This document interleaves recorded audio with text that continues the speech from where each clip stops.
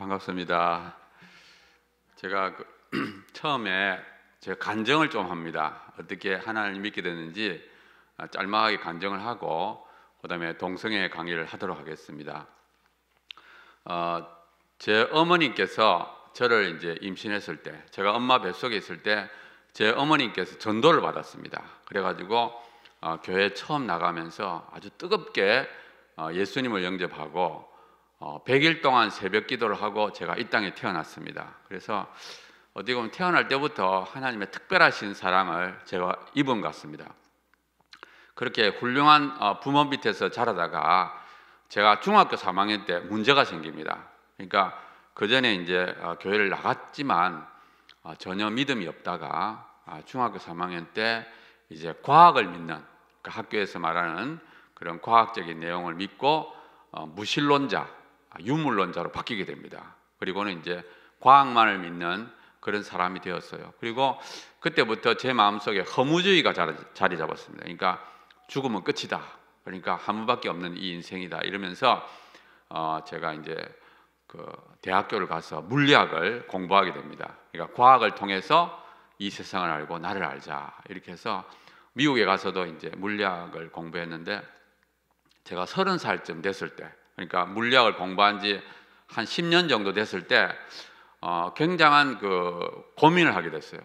더 살아야 되느냐 말아야 되느냐. 그러니까 인생의 허무주의에 빠져가지고 무신론에 빠져서 아무런 의미를 발견할 수가 없었어요, 인생에. 그래서 살기는 살아야 되겠는데 붙잡을 건 없고, 그래서 제가 굉장히 방황을 하다가 그 지푸라기라도 잡고 싶은 마음에 제가 성경을 읽기 시작합니다. 그러니까 30살 되던 해, 그러니까 교회를 나갔지만 믿음이 없는 상태였기 때문에. 그래서 30살 때 어떻게 보면 태어나서 처음으로 이제 마태복음부터 이렇게 쭉 읽어 나가는데, 제가 처음 은혜 받은 부분이 어딘가 하면은 누가복음에 예수님이 죽는 장면이었어요.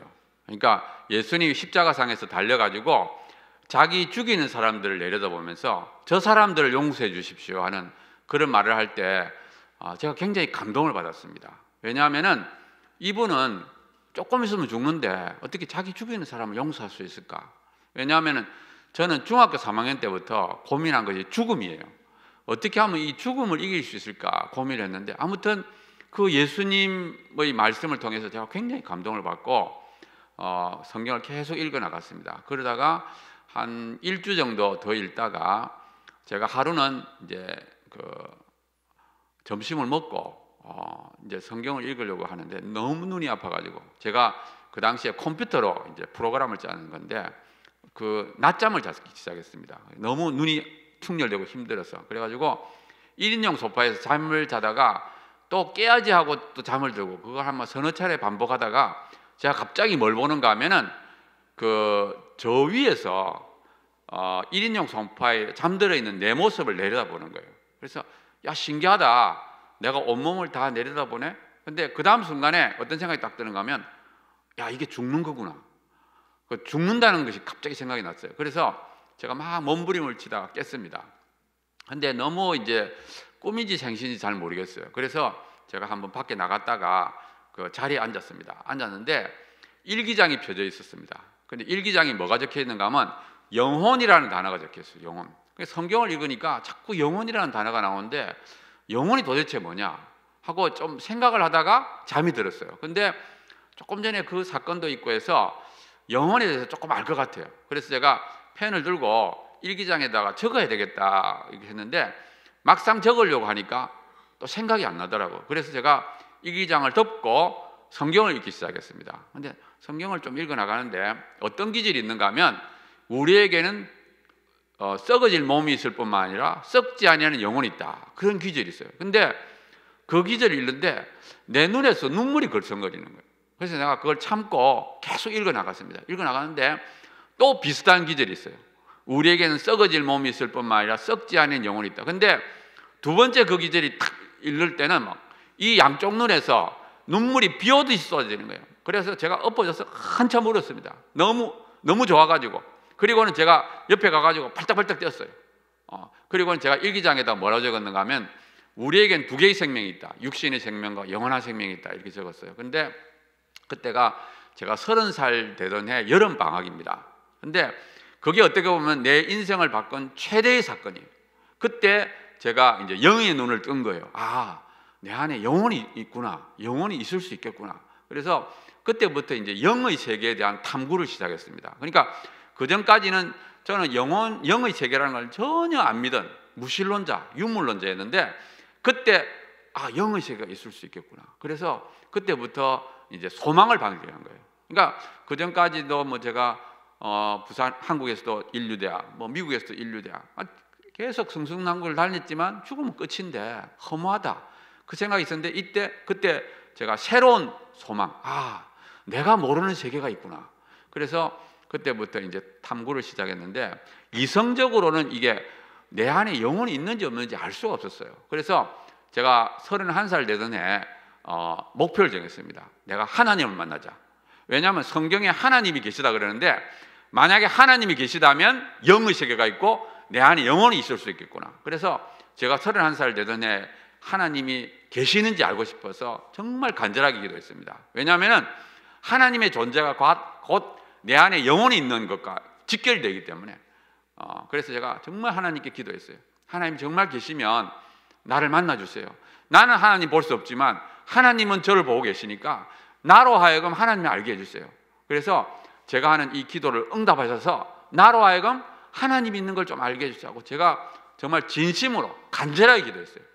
왜냐하면 제가 불과 1년 전에 자살을 생각했던 사람이기 때문에 정말 하나님이 있으면 만나야 되겠다 했는데 하나님이 제 기도를 기다리셨어요. 그래가지고 제 모든 기도를 응답하셨습니다. 그러니까 그 31살 되던 해 처음부터 해서 10월 달까지 제가 한 모든 것이, 그러니까 어떤 날은 비가 오지 말라면 비가 안 오고, 그래서 제가 8월 달에 서울, 그러니까 미국에서 박사학위를 받고 10월 달에 부산대 교수가 됐습니다. 그러니까 그 10개월 동안 제가 한 모든 기도를 응답하셔가지고 나로 하여금 단번에 유물론자가 하나님을 믿는 믿음의 사람으로 저를 바꿔버렸어요.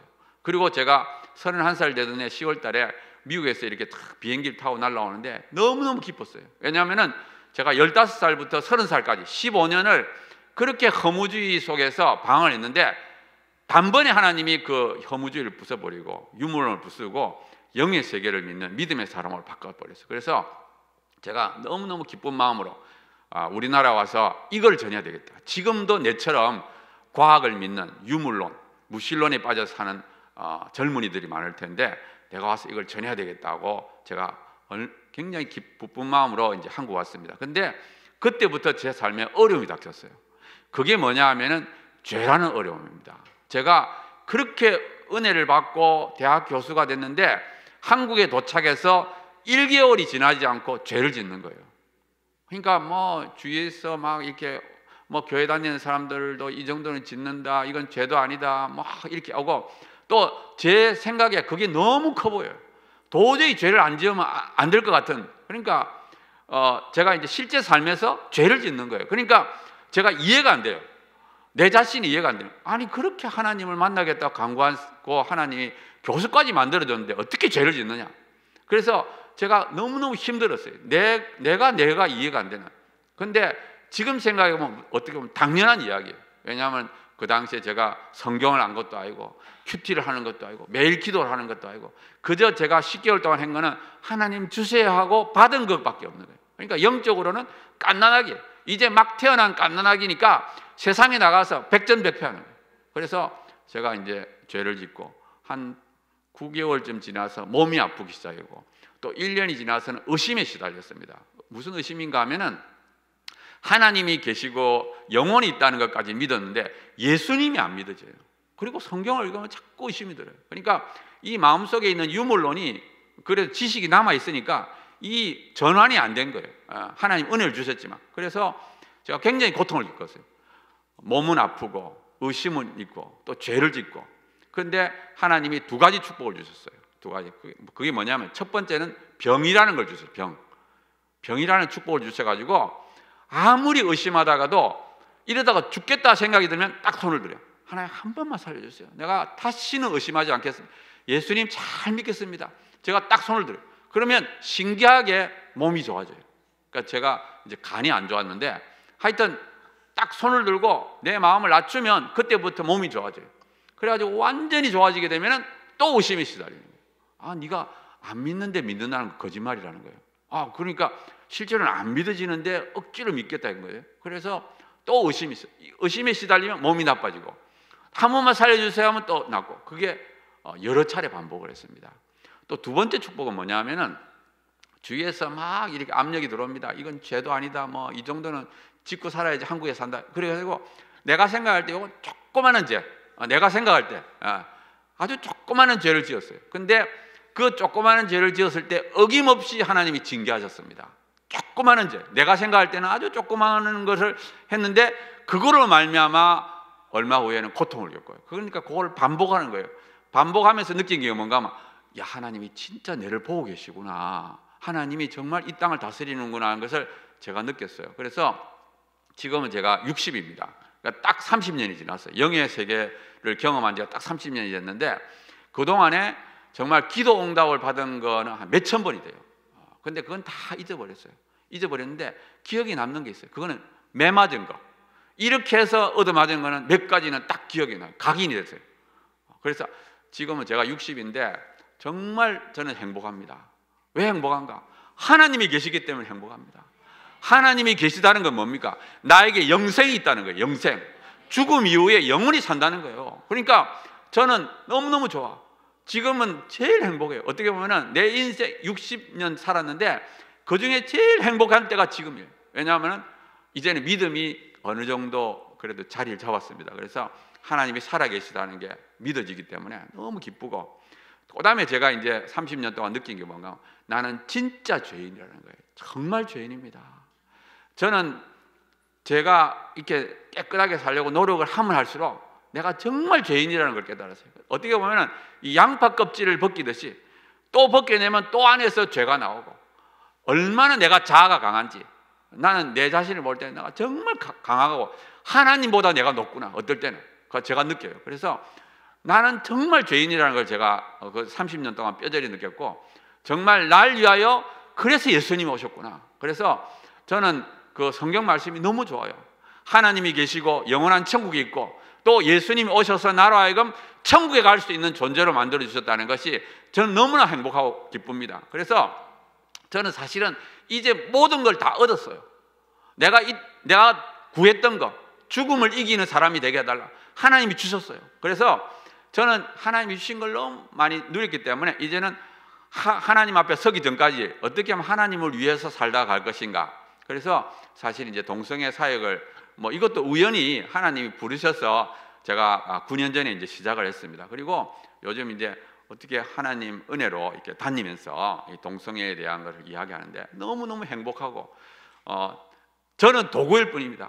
저는 아무것도 아니에요. 저는 정말 물리학을 하는 사람이고 이 동성애가 아무 상관이 없는 사람이에요. 근데 하나님이 정말 내처럼 부족한 사람을 사용하셔서 또 도구로 삼아 주시기 때문에 저는 행복하고, 또 이게 굉장히 어려운 싸움입니다. 어려운 싸움이지만 제 뒤에 하나님이 계시기 때문에 저는 자신 있게 싸웁니다. 내 힘이 아니라 하나님의 힘으로 싸우기 때문에, 하나님은 전지전능하시고 지금도 살아계셔서 통치하시는 분이기 때문에 저는 걱정하지 않습니다. 그래서 정말 하나님과 더불어 이렇게 사역을 하는 기쁨을 누리고 있습니다. 지금 전 세계적인 현황이 나올 텐데요. 지금 현재 전 세계적인 현황은 어떻게 되는가 하면, 북미, 남미, 호주, 서구 유럽이 동성애를 지지합니다. 반면에 지금 반대하는 데는 어딘가 하면은 아프리카하고 아시아는 아프리카는 아주 반대하고 아시아는 반대하는 쪽에 속합니다. 그래서 이제 아프리카는 아주 반대하기 때문에 아주 흰색이고 아시아는 이렇게 되어 있습니다. 지금 2012년도 보고서를 보면은 약 절반 가까이가 처벌을 합니다. 제가 왜 이거를 처음에 좀 강조하는가 하면, 동성애를 옹호하는 사람들이 뭐라고 주장하느냐, 동성애를 인정하는 것이 전 세계적인 추세다 이렇게 주장하는데 전혀 그렇지 않습니다. 지금도 전 세계의 절반은 동성애를 하게 되면 처벌을 합니다. 우리나라는 처벌까지는 안 하거든요. 그런데 지금도 처벌을 하고 있는 그런 상황이고, 동성결혼을 합법한 나라는 21개국밖에 안 됩니다. 미국이 얼마 전에 했기 때문에 미국까지 포함해서 21개국이고 아시아는 하지 않습니다. 그래서 동성애는 뭐냐 하면은 동성애는 경제적으로 부강하게 되면서 나타나는 성적 타락 중에 하나입니다. 그러니까 동성애를 지지하는 나라는 어디냐? 다 잘 사는 나라예요. 잘 사는 나라가 잘 살면서 타락하게 된 것이 되겠습니다. 그 다음에 아프리카는 아주 반대합니다. 왜냐하면 에이즈를 확산시키는 주범이라고 생각해요. 그래서 제가 동성애하고 에이즈 관계는 조금 이따 말씀드리겠습니다. 그 다음에 러시아는 2013년도에 동성애 선정금지법을 만들어요. 이게 뭐냐면 청소년들에게 동성애를 옹호 조장하면 처벌하게 되어 있습니다. 자, 우리나라의 경우에는 약 70~80%가 동성애를 반대합니다. 그러니까 우리나라는 지금 현재 동성애를 반대하는 국가에 속합니다. 그런데 문제는 뭐냐면은 청소년들이 10대, 20대는 동성애를 50% 이상이 지지합니다. 그래서 그럼 왜 청소년들이 동성애를 지지하느냐? 그건 제가 조금 이따가 설명해 드리겠습니다. 동성애의 정의는 뭐냐면 세 가지입니다. 동성을 향한 성적 끌림, 그 다음에 동성과의 성관계, 그 다음에 성정체성, 이 세 가지가 있는데 이걸 제가 쉽게 설명하겠습니다. 술로서 표현하면은 성적 끌림은 뭐냐 하면은 자꾸 술을 한 잔 마시고 싶은 생각이 드는 거예요. 성적 끌림. 두 번째 성관계는 뭐냐면 실제로 술을 먹는 겁니다. 세 번째 성정체성은 뭐냐 하면은 술이 없으면 살 수 없는 알코올 중독자입니다. 그러니까 동성애자도 깊이가 다 다른 거예요. 레벨이 다 틀립니다. 자, 동성애하고 상반되는 개념이 이성애입니다. 흔히 말하는 남녀 간의 성관계가 이성애고, 양성애는 동성애하고 이성애를 다 하는 경우입니다. 그래서 쉽게 말하면 남자하고도 잠을 자고 여자하고도 잠을 자고, 그러면 양성애가 됩니다. 그 다음에 성적 지향, 이 세 개를 합쳤어요. 동성애, 이성애, 양성애. 그래서 성적으로 어디를 향하느냐? 그래서 이제 법에는 성적 지향이 들어갑니다. 차별금지법에 성적 지향이 들어가게 되면은 동성애를 하든 이성애든 야성애든 하든 차별하지 마라, 이렇게 됩니다. 동성애자의 비율인데, 그럼 동성애자가 얼마나 많으냐? 이걸 제일 먼저 조사한 사람이 킨제이입니다. 아마 킨제이 보고서라는 말을 들어봤을 텐데, 이 킨제이는 어떤 분인가 하면 동물학자인데 자신이 양성애자입니다. 그러니까 동성애도 하고 이성애를 하는 거죠. 그리고 이분은 어떤 소신을 갖고 있었는가 하면 모든 성을 자유롭게 해야 된다. 여기서 말하는 모든 성이란 동성애, 어린이, 동물, 근친, 모든 성을 마음대로 해야 되는데 이 종교하고 이 문화가 이걸 막고 있다는 거예요. 그래서 이걸 부숴야 되겠다는 소신을 갖고 이분은 그걸 부수기 위해서 오랫동안 데이터를 모읍니다. 그래가지고 2권의 책을 썼어요. 1948년도에 남성의 성적 행동이라는 책을 적고, 그 다음에 1953년도에는 여성의 성적 행동이라는 2권의 책을 적습니다. 미국 남성의 10%가 약 동성애자로서의 삶을 산다는 거예요. 근데 이 킨제이는 자기가 원하는 결과를 얻기 위해서 어떻게 했느냐? 문제가 있는 사람을 표본으로 삼았습니다. 그래서 성범죄자, 노출증 환자, 소아애호자, 교도수감자, 이런 성적으로 문제가 있는 사람을 표본의 4분의 1, 25%를 해서 이 동성애를 굉장히 많이 하는 것처럼 이렇게 결과를 나오게 했습니다. 그리고 킨제이 우계자들은 동성애를 10명당 1명이 한다. 그래서 미국 국민의 10%가 동성애 하기 때문에 그 사람들을 배려해야 된다 하면서 이제 법이랑 뭐 교육이랑 정책을 다 바꿨어요. 그러니까 그때부터 미국이 무너져 내리기 시작했습니다. 자, 그런데 실제로는 과장이 됐어요. 그 과장된 걸 어떻게 할 수 있느냐? 최근에는 정부 차원에서 대규모로 합니다. 보면은 캐나다, 미국, 영국에서 대규모로 했는데 결과가 뭐냐면은 대략 1%입니다. 동성애는 1%, 그 다음에 양성애까지 합쳐도 3%밖에 안 됩니다. 그러니까 그렇게 많지 않지요. 과장된 걸 알 수가 있습니다. 자, 그 다음에 우리나라의 경우를 한번 봅시다. 우리나라의 경우는 데이터가 별로 없습니다. 2003년도에 한국성과학연구소에서 했을 때 남성 동성애자가 0.2%, 그 다음에 양성애자가 0.3%고 동성애 경험한 것은 1.1%. 그래서 근데 이제 문제는 뭔가 하면 서울에서 했습니다. 그래서 서울은 동성애자가 많습니다. 서울이 동성애자 많은 걸 어떻게 알 수 있느냐? 에이즈 환자 분포를 보면 알아요. 아까 조금 이따 말씀드리겠는데 그 에이즈는 거의 동성애자 걸립니다. 그래서 근데 에이즈는 법정 전염병이기 때문에 발견되면 반드시 보고하게 돼 있어요. 그래서 전국적인 에이즈 환자 분포하고 서울의 분포를 보면은 서울이 전국 평균의 2배입니다. 그래서 서울이 동성애자가 2배 정도 많을 것이다 하고 추측을 하고, 근데 또 이거는 2003년도니까 지금부터 10년 전이죠. 그러니까 그동안에 동성애자 늘었습니다.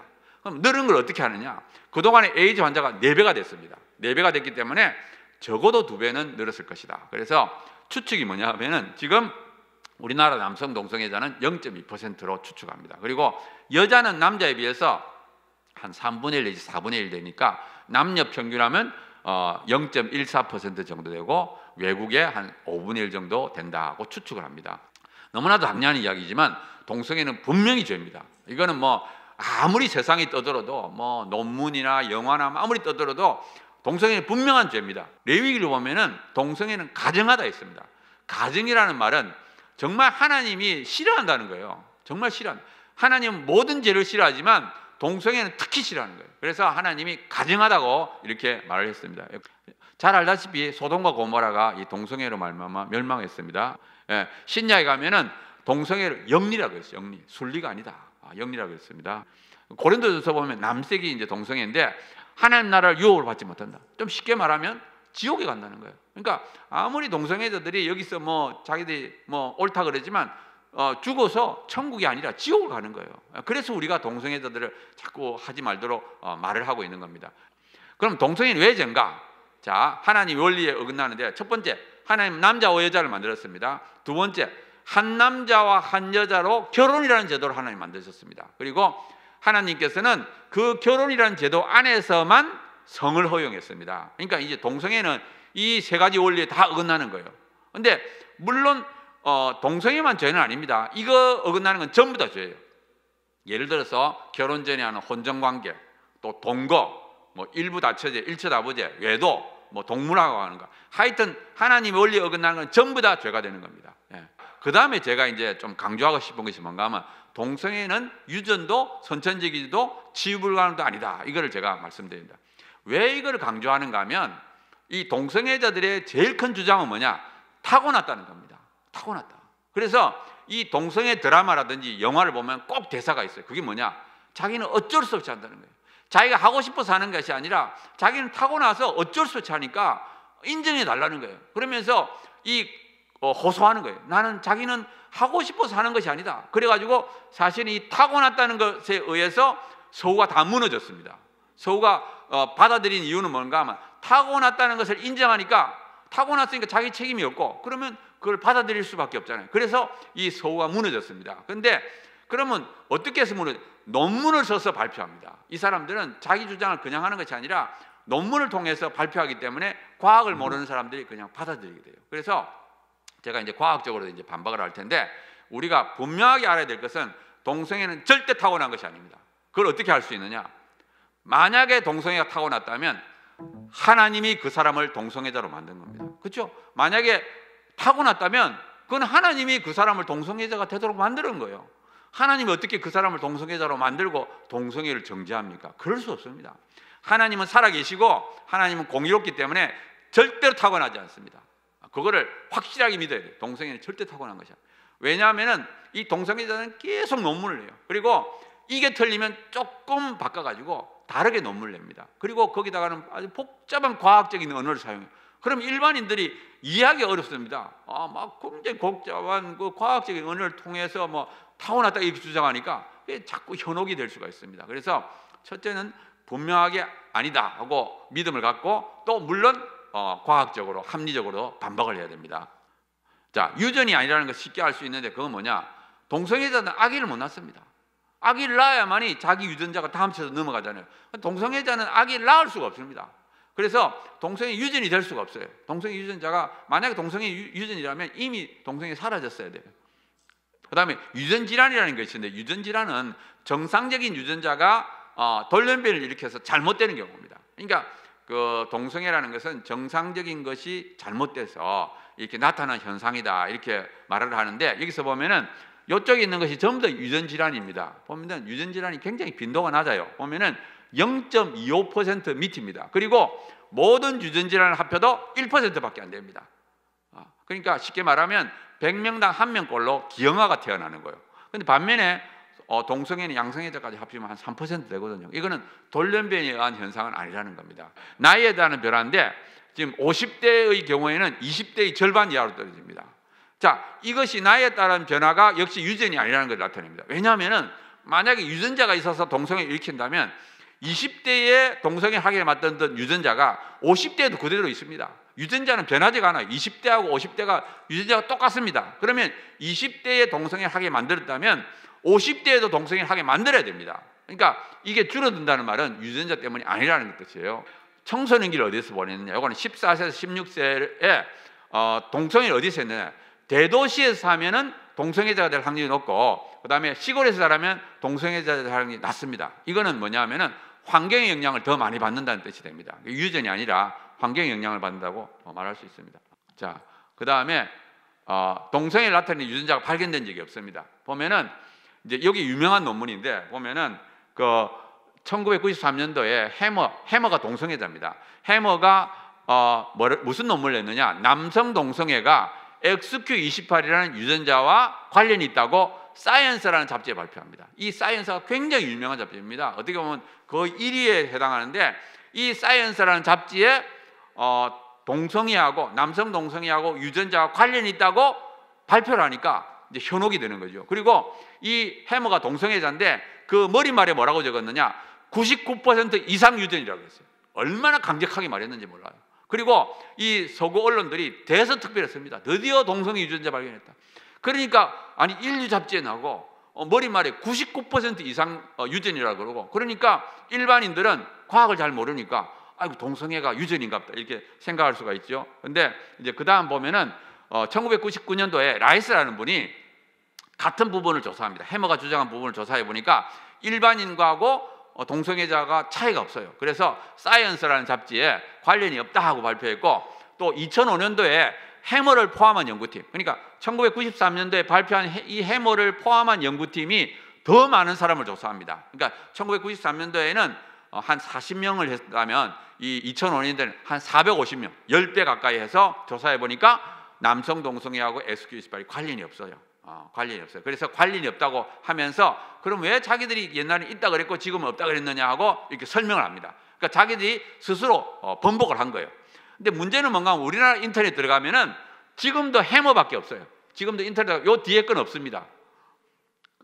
그 다음에 선천적이지 않다. 그러니까 조금 전에 유전자 때문이라는 것을 조금 말씀드렸는데, 유전자 때문은 아니지만 그래도 선천적이라는 말이 뭐냐면 엄마 뱃속에 있을 때 이제 수정란에서 이렇게 몸이 형성될 때 선천적으로 동성애를 하도록 만들어졌다는 거예요. 그게 그 다음 주장입니다. 자, 호르몬의 영향을 보면은 남성 동성애자하고 이성애자의 호르몬 수치가 아무 차이가 없습니다. 그리고 예전에는 서구에서는 동성애자를 강제로 붙잡아 가지고 호르몬 치료했으니까 호르몬이 부족해서 동성애를 하는갑다 그래서 했는데 아무 효과가 없었어요. 그리고 성호르몬은 성욕과 관계되지 호르몬하고 동성애와는 아무 상관이 없습니다. 자, 그 다음에 이제 두뇌입니다. 두뇌. 이게 두뇌가 왜 문제가 되는가 하면 이제 수정란이 자라가지고 어느 단계에서는 두뇌가 만들어집니다. 두뇌가 만들어지는데 그때의 호르몬의 이상에 의해서 두뇌가 잘못 만들어졌다는 거예요. 그래가지고 동성애자들은 동성애를 하도록 두뇌가 만들어서 태어났다 이렇게 주장합니다. 예를 들어 여기 리베이라는 사람, 이 사람도 역시 동성애자입니다. 동성애자인데 이 사람이 두뇌의 이 부분, 여기 성에 관련되는데 남성 동성애자의 두뇌가 여성과 비슷하다고 역시 사이언스에 발표합니다. 그러니까 유명한 잡지에다가 사이언스 발표하면서 이 남성 동성애자의 두뇌는 여자와 비슷하다고 이렇게 발표하니까 사람들이 역시 동성애자들은 이 태어날 때부터 머리가 동성애를 하도록 만들어졌구나 이렇게 오해하게 만드는 거예요. 자, 그 다음에 10년이 지나서 이 바인이라는 사람이 같은 부분을 조사해 보니까 뉴런, 그러니까 뇌세포 숫자지요. 드론의 수가 남녀 차이는 있어도 남성 동성애자하고 이성애는 아무 차이가 없다는 걸 밝혔습니다.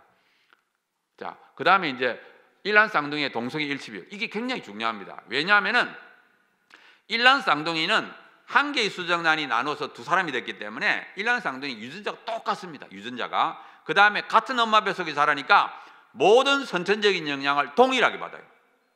그러니까 일란쌍둥이의 동성애 일치 비율을 보면 이게 정말 선천적인지 아닌지 알 수 있습니다. 그러니까 모든 선천적인 영향을 일란쌍둥이는 동일하게 받았기 때문에 두 사람이 동시에 동성애자가 되든지 동시에 안 돼야 돼요.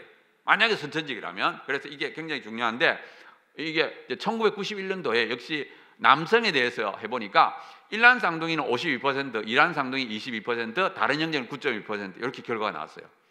자, 이 결과가 굉장히 유명한 결과인데 이 결과를 가만히 보면은 일란쌍둥이는 52%고 일란쌍둥이는 22%입니다. 일란쌍둥이는 유전자가 똑같아요. 일란쌍둥이 유전자가 다릅니다. 일란쌍둥이하고 일란쌍둥이의 차이점은 뭔가 하면 유전자가 같느냐 다르냐예요. 근데 이건 52%, 이건 22%니까 이 결과가 말하는 것이 뭐냐 하면은 동성애는 유전이라는 겁니다. 그래서 사람들이 이게 한 개, 두 개가 나온 게 아니라 1990년대 초반에 여러 개의 논문이 같이 쏟아져 나왔어요. 동성애는 타고났다, 유전이라는 것이 계속 쏟아져 나오니까 일반인들, 과학을 모르는 사람들은 받아들이게 될 수밖에 없는 거예요. 그런데 문제는 뭔가 하면 이 논문은 그 친동성애 성향의 언론 매체를 통해서 모집했습니다. 그러니까 동성애자들이 많이 보는 걸 통해서 우리가 이러이러한 연구를 하니까 응모하세요 하니까 이제 동성애자들이 일부러 응모한 거예요. 일란 쌍둥이면서 동성애자들이 막 응모를 해서 결국 이제 일란 쌍둥이를 확 높여가지고 동성애 유전이라는 것을 이렇게 나타내도록 그렇게 만들었습니다.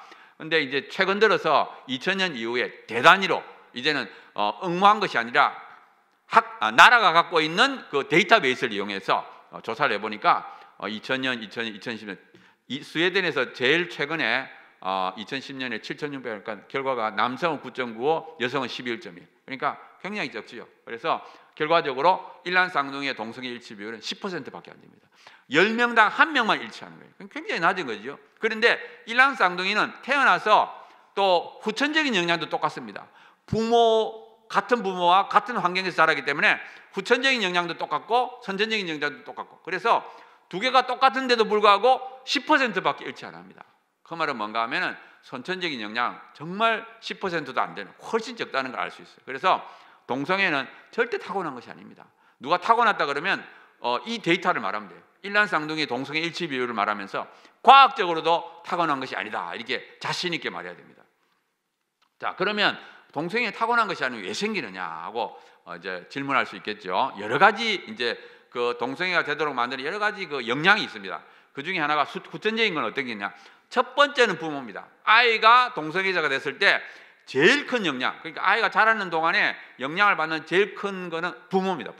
부모의 영향. 두 번째 또래 집단.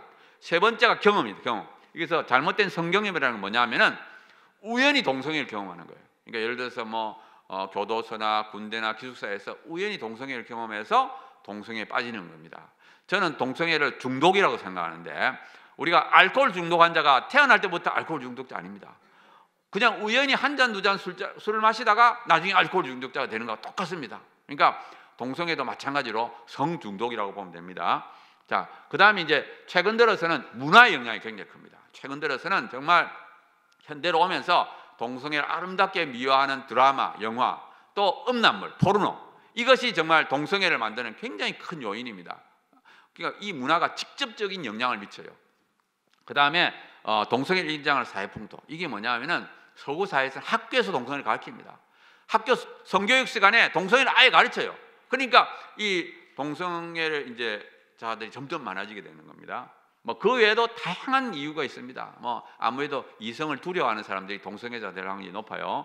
그 다음에는 선천적인 것으로는 또 반대이성을 닮은 성격이나 외모가 있습니다. 그러니까 태어날 때부터 좀 반대이성을 좀 가까운 애들은 동성애자 될 확률이 조금 더 높습니다. 뭐 그 외에도 다양한 것이 있어요. 여기서 보면은 간성이라는 데 있는데, 간성이라는 것은 여자도 아니고 남자도 아닌 경우입니다. 그러니까 성기형이죠. 그런데 이 경우는 우리가 태어나자마자 한쪽 성으로 발달시키게 만듭니다. 우리 호르몬도 주사해서 한쪽으로 발달시키게 하고, 이 간성이라는 건 정말 희귀한 거예요. 그러니까 뭐 간성을 우리가 지금 말하는 게 아니에요. 현재 우리가 말하고 있는 동성애는 정상적인 몸을 갖고 있는 사람, 남자는 남자로서 여자는 여자로서 완벽한 몸을 갖고 있는데도 불구하고 이제 동성애가 되는 경우를 우리가 생각하고 있다고 보면 됩니다. 자, 그 다음에 동성애는 아주 강한 중독성이 있습니다. 그래서 이 쾌감만 있을 뿐만 아니라 인격체니까 정서적인 친밀감도 받을 수 있고 또 경제적인 도움도 받을 수 있습니다. 또 그 다음에 상대편에서 파트너가 계속 그걸 지속하려고 그래요. 그래서 이 동성애는 정말 끊기가 어렵다고 말할 수 있습니다. 그 다음에 형성은 어떻게 되느냐? 조금 전에 그 선천적이나 후천적인 요인에 의해서 마음속에 지금 어떤 동성애 성향이 생겨요. 동성애를 한번 해볼까 하는 마음이 들었는데, 근데 여기서 조심해야 될 것은 이거는 강제성이 있는 거 아니에요. 어쩔 수 없이 한다. 그건 말이 안 되는 거예요. 그런 어떤 경향이 생기는데, 느낌이 생기는데, 이때 자기가 얼마든지 거부할 수 있습니다. 그리고 이 후천적인 것이 선천적인 것보다 다 강해요. 직접적입니다. 예를 들어 포르노, 음란물 이런 것들은 아주 직접적으로 동성애 하도록 이제 유도를 합니다. 선천적인 것은 간접적인 경우예요. 그래서 이 동성애 성향이 들었을 때 의지적으로 선택을 해야 돼요. 그러니까 자기가 그걸 딱 받아들여서 행동을 옮기면 그 성향이 강화가 됩니다. 그리고 제가 이제 이 의지적 선택을 강조하는 이유는 뭔가 하면 우리 인간에게는 그 경향이나 환경이나 요인을 극복할 수 있는 의지와 절제력이 있습니다.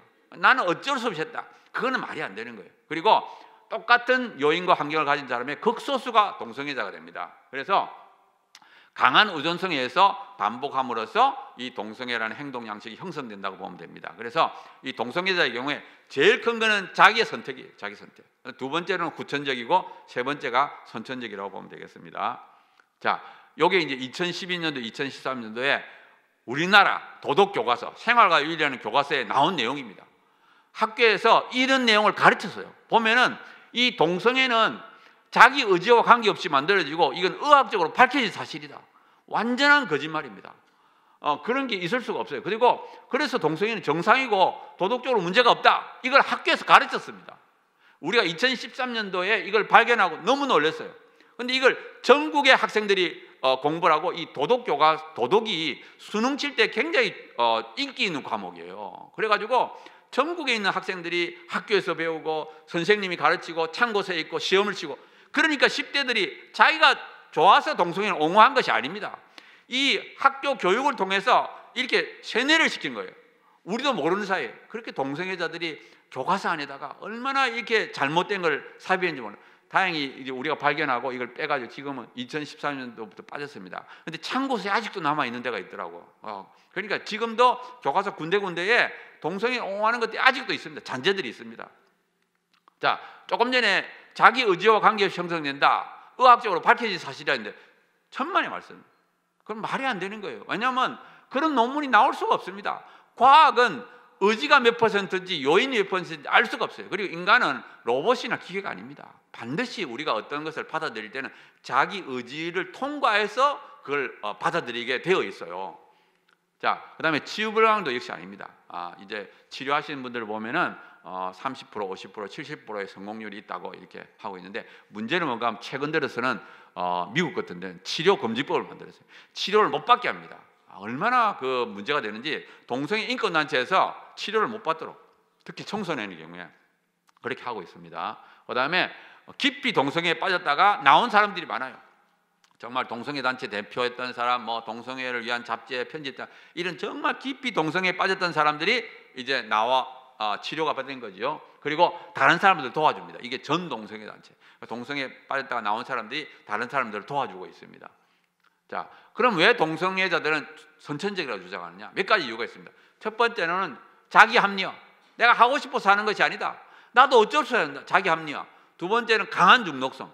자기도 막 이 동성애를 끊으려고 하는데도 실패하고 또 끊으려고 실패하고, 그러니까 나중에 자포자기. 나는 타고났다. 그 다음에 계속 동성애가 타고났다는 논문이 나오니까. 마지막으로는 차별금지법에 넣으려고 합니다. 만약에 동성애가 타고났다면 차별하면 안 되죠. 그래서 차별금지법. 그래서 이 서구에서는 동성애는 타고났다는 걸 막 이렇게 세뇌를 시킨 다음에 차별금지법을 만들고 합법화의 과정으로 간 겁니다. 자, 그 다음에 제가 말씀드리고 싶은 것은 동성애는 비윤리적이고 비정상이며 에이즈와 밀접한 관계를 갖고 불행하다는 것을 말씀드리겠습니다. 첫 번째, 비윤리적입니다. 어떤 종교와 도덕도 동성애를 정상이라는 말하는 데는 없습니다. 그리고 비정상입니다.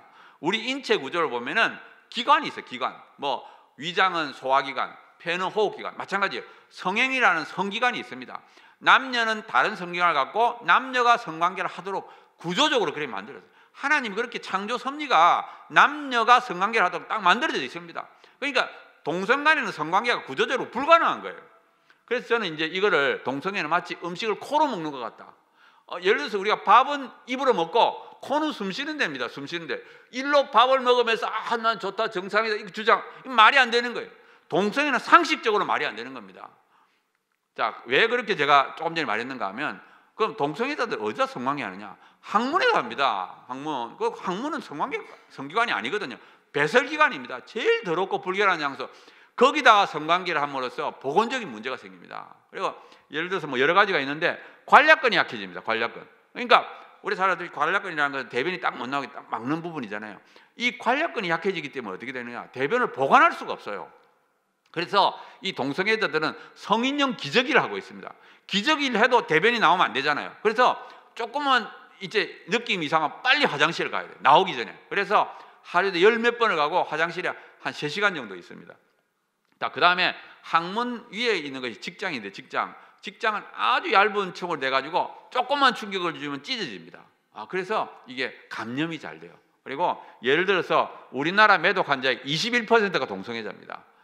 아까 제가 말씀드렸죠. 우리나라 남성 동성애자는 0.2%밖에 안 됩니다. 그러면 21%가 동성애자라는 뜻은 뭐냐면 일반인이 매독에 걸리는 것의 100배입니다. 100배. 일반인이 매독에 걸리는 것에 비해서 100배 더 동성애자는 매독에 걸릴 확률이 높습니다.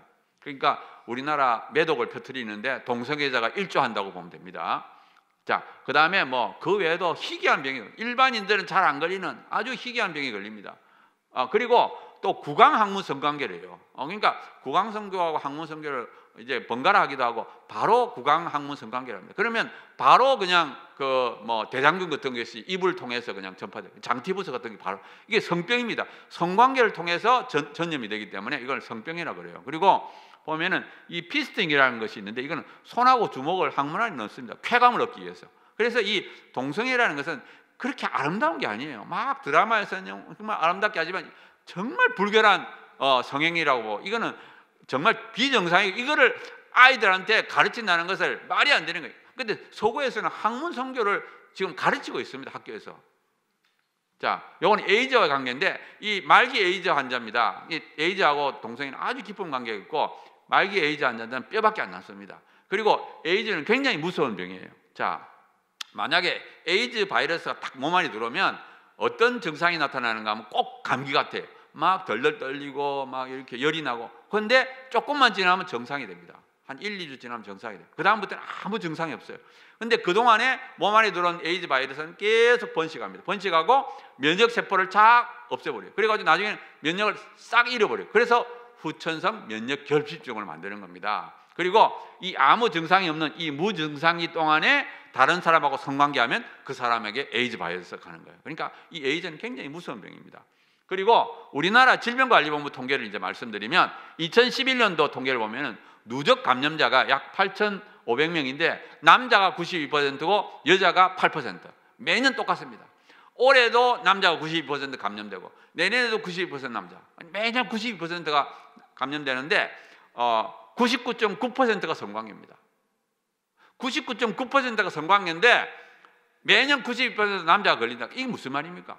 남자가 남자에게 성관계한 겁니다. 이게 남성 동성애지요. 동성애.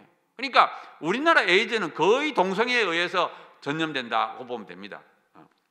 그래서 만약에 우리가 이제 남자 여자가 감염시키는 비율이 똑같다, 남자 여자가 똑같다고 가정하게 되면은 신규 남성이 에이즈에 감염되는 비율은 91%, 그 다음에 신규 감염자가 동성애, 그러니까 남녀를 포함한 겁니다. 여기서 말하는 신규 감염 남자 여자를 포함해서는 84%가. 만약 여자가 남자보다 3배 정도 더 감염을 시킨다, 예를 들어서 저쪽 중에 율랑 여성이라고 가정하더라도 3배 크다 해도 신규 남성이 동성애 걸리는 78%고 신규 남자 여자 포함했을 때는 71%입니다. 그런데 사실은 율랑 여성이 아닙니다. 저 에이즈 걸리는 여성들 보면은 30대, 40대, 50대예요. 30대, 40대, 50대. 만약에 율랑 여성이라면 10대, 20대가 돼야 되잖아요. 그런데 대부분 다 이 남자를 통해서 감염이 된다, 여자들이. 그러니까 이건 거의 남성 동성애에 의해서 여자들도 걸리고 그렇게 된다고 보면 됩니다. 자, 그 다음에 이제 이 에이즈에 걸리게 되면 자기가 본인의 진술이 있어요. 나는 뭘로 걸렸다 이렇게 체크하게 돼 있어요. 그래서 보면은 그 자신의 본인의 진술에 따르면 이성애가 60%고 동성애가 39%, 남자의 경우는 동성애가 43%입니다. 그러니까 이거는 자기가 실제로는 동성애를 걸렸는데도 불구하고 일부러 저렇게 이성애라고 친 거예요. 왜냐하면 동성애를 사람들이 안 좋게 인식하니까 이렇게 체크해요. 근데 동성애자는 요걸 주장합니다. 동성애 요걸 주장해가지고 야, 우리나라 에이즈는 60%가 이성애래. 말이 안 되는 거예요. 질병관리본부 이거 안 믿습니다. 안 믿어요. 왜냐면 이성애가 60%라면 남녀가 똑같아요. 근데 아까 말했던데 92%가 계속 남자입니다. 자, 그래서 우리가 이제 남성 동성애 행위자, 요거는 양성애자까지 합쳐서 한 0.5%를 치고, 그 다음에 남성이 동성애로 걸리는 확률이 78%라고 가정하게 되면은, 그러면 일반인의 106배입니다. 그러니까 일반인이 에이즈 걸릴 확률의 동성애자는 거의 뭐 700배 정도 된다고 보면 됩니다. 자, 아까 말씀드린 것처럼 우리나라 에이즈 감염자가 지난 4년 동안 지난 10년 동안 4배가 됐습니다. 그 다음에 유병률이라는 건 뭔가 하면은 동성애자들이 에이즈 바이러스를 갖고 있을 확률이에요. 그러니까 100명당 5명 내지 6명은 에이즈 바이러스를 갖고 있다고 보면 됩니다. 그래서 그것도 한 2배 정도 됐을 것이다. 왜냐하면 저게 20년 전의 통계입니다. 20년 전의 통계니까 지금은 아마 10명당 1명, 우리나라 동성애자 중 10명당 1명은 에이즈 바이러스를 갖고 있을 것이다 하고 추측을 합니다. 미국의 경우에는 18%입니다. 미국은 10명당 2명이 에이즈 바이러스를 갖고 있어요.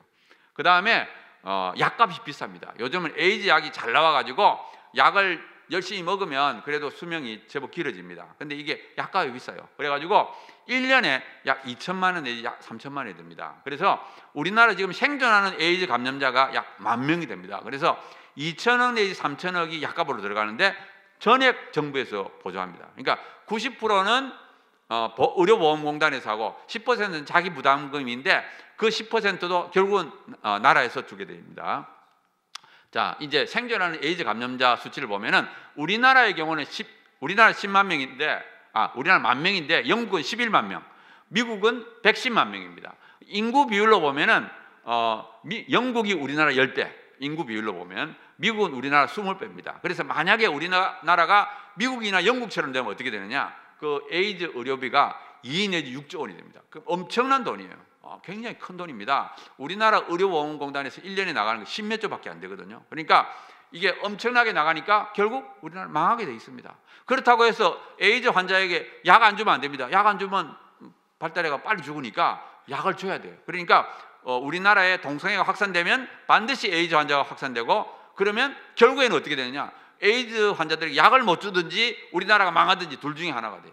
미국이나 영국은 그래도 잘 살기 때문에 약값을 다 주더라도 버틸 수가 있는데 우리나라는 그런 능력이 안 돼요. 그러니까 우리나라에 지금 동성애가 확산된다는 것은 굉장히 큰 경제적으로 타격이 된다고 보면 됩니다.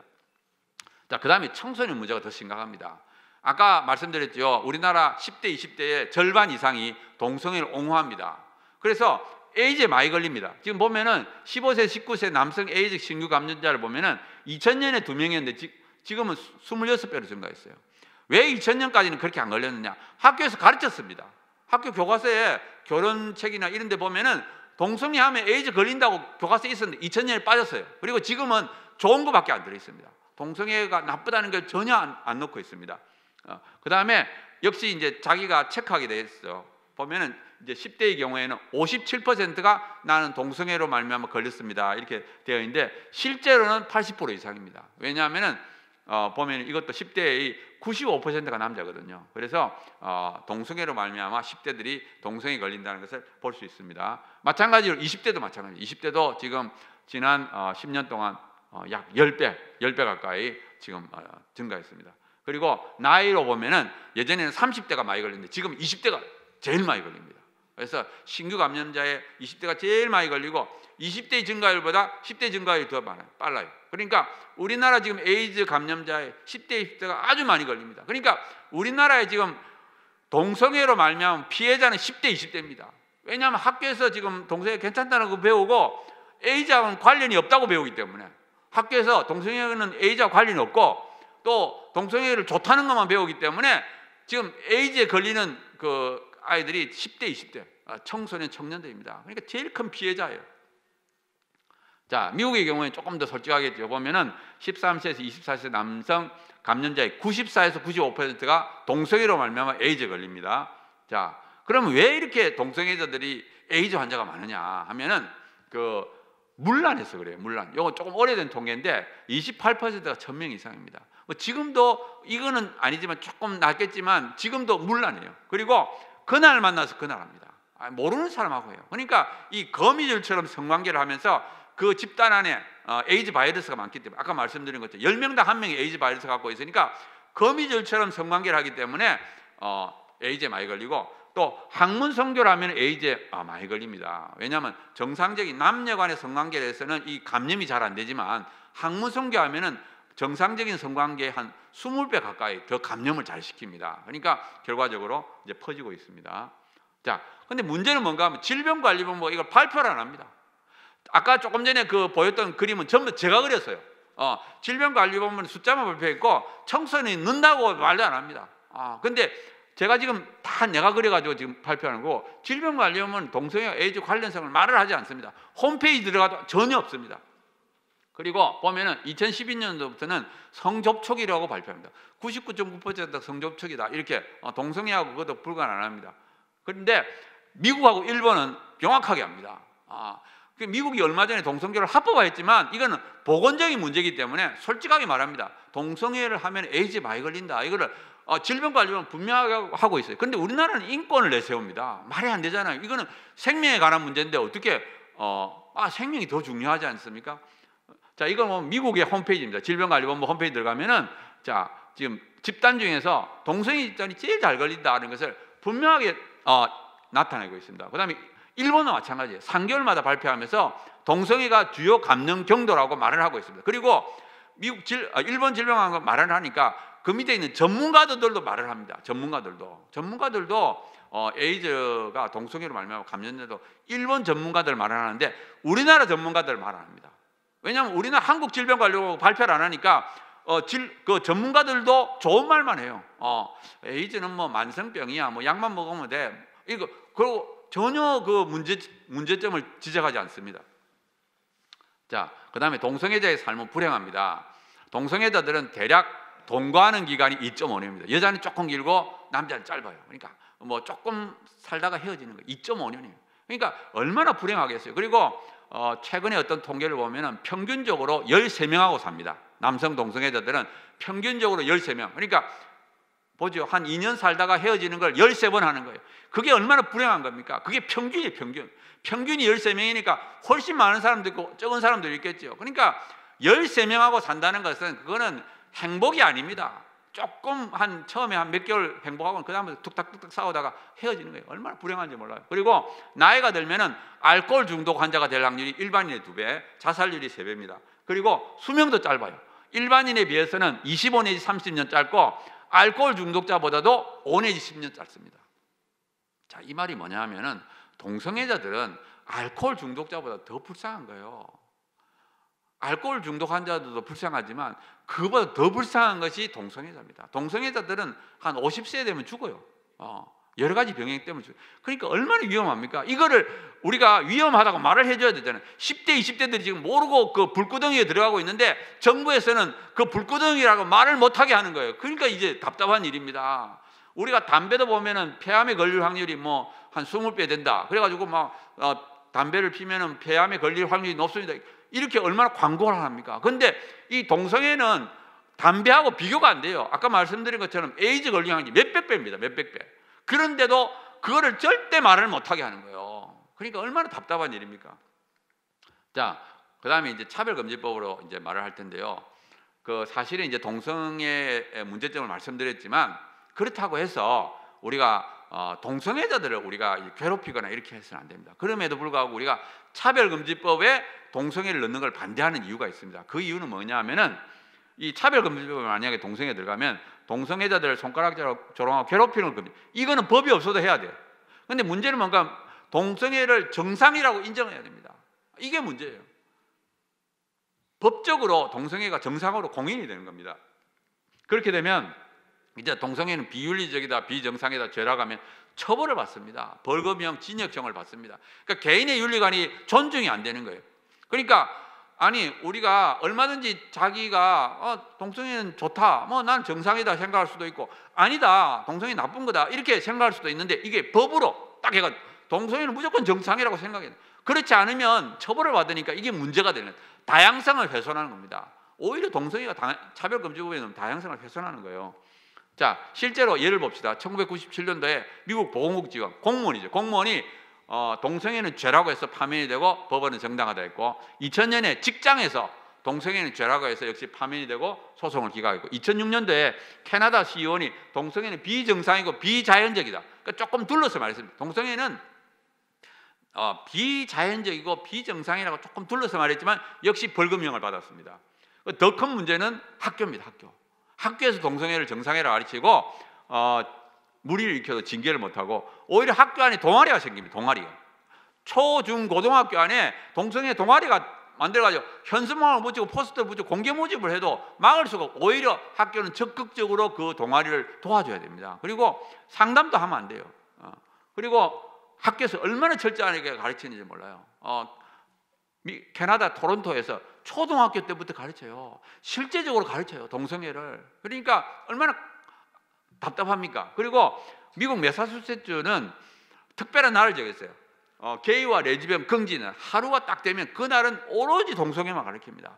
전 학년이 오로지 동성애와 동성결혼만 가르쳐요. 그리고 어떻게 가르치냐? 조별 모임을 합니다. 조별 모임. 한 7명씩 둘러앉아가지고 서로 토론하게 합니다. 그리고 만약에 한 학생이 아이고 우리 엄마 아빠가 동성애 나쁘다 그래. 그럼 걔는 완전히 작살나는 거예요. 그리고 담임선생님이 특별히 불러서 걔는 이제 교육을 시키는 거예요. 너 엄마 아빠가 그렇게 하는 건 그건 잘못된 거다. 이렇게 세뇌를 시키니까 어떻게 당할 수가 없습니다.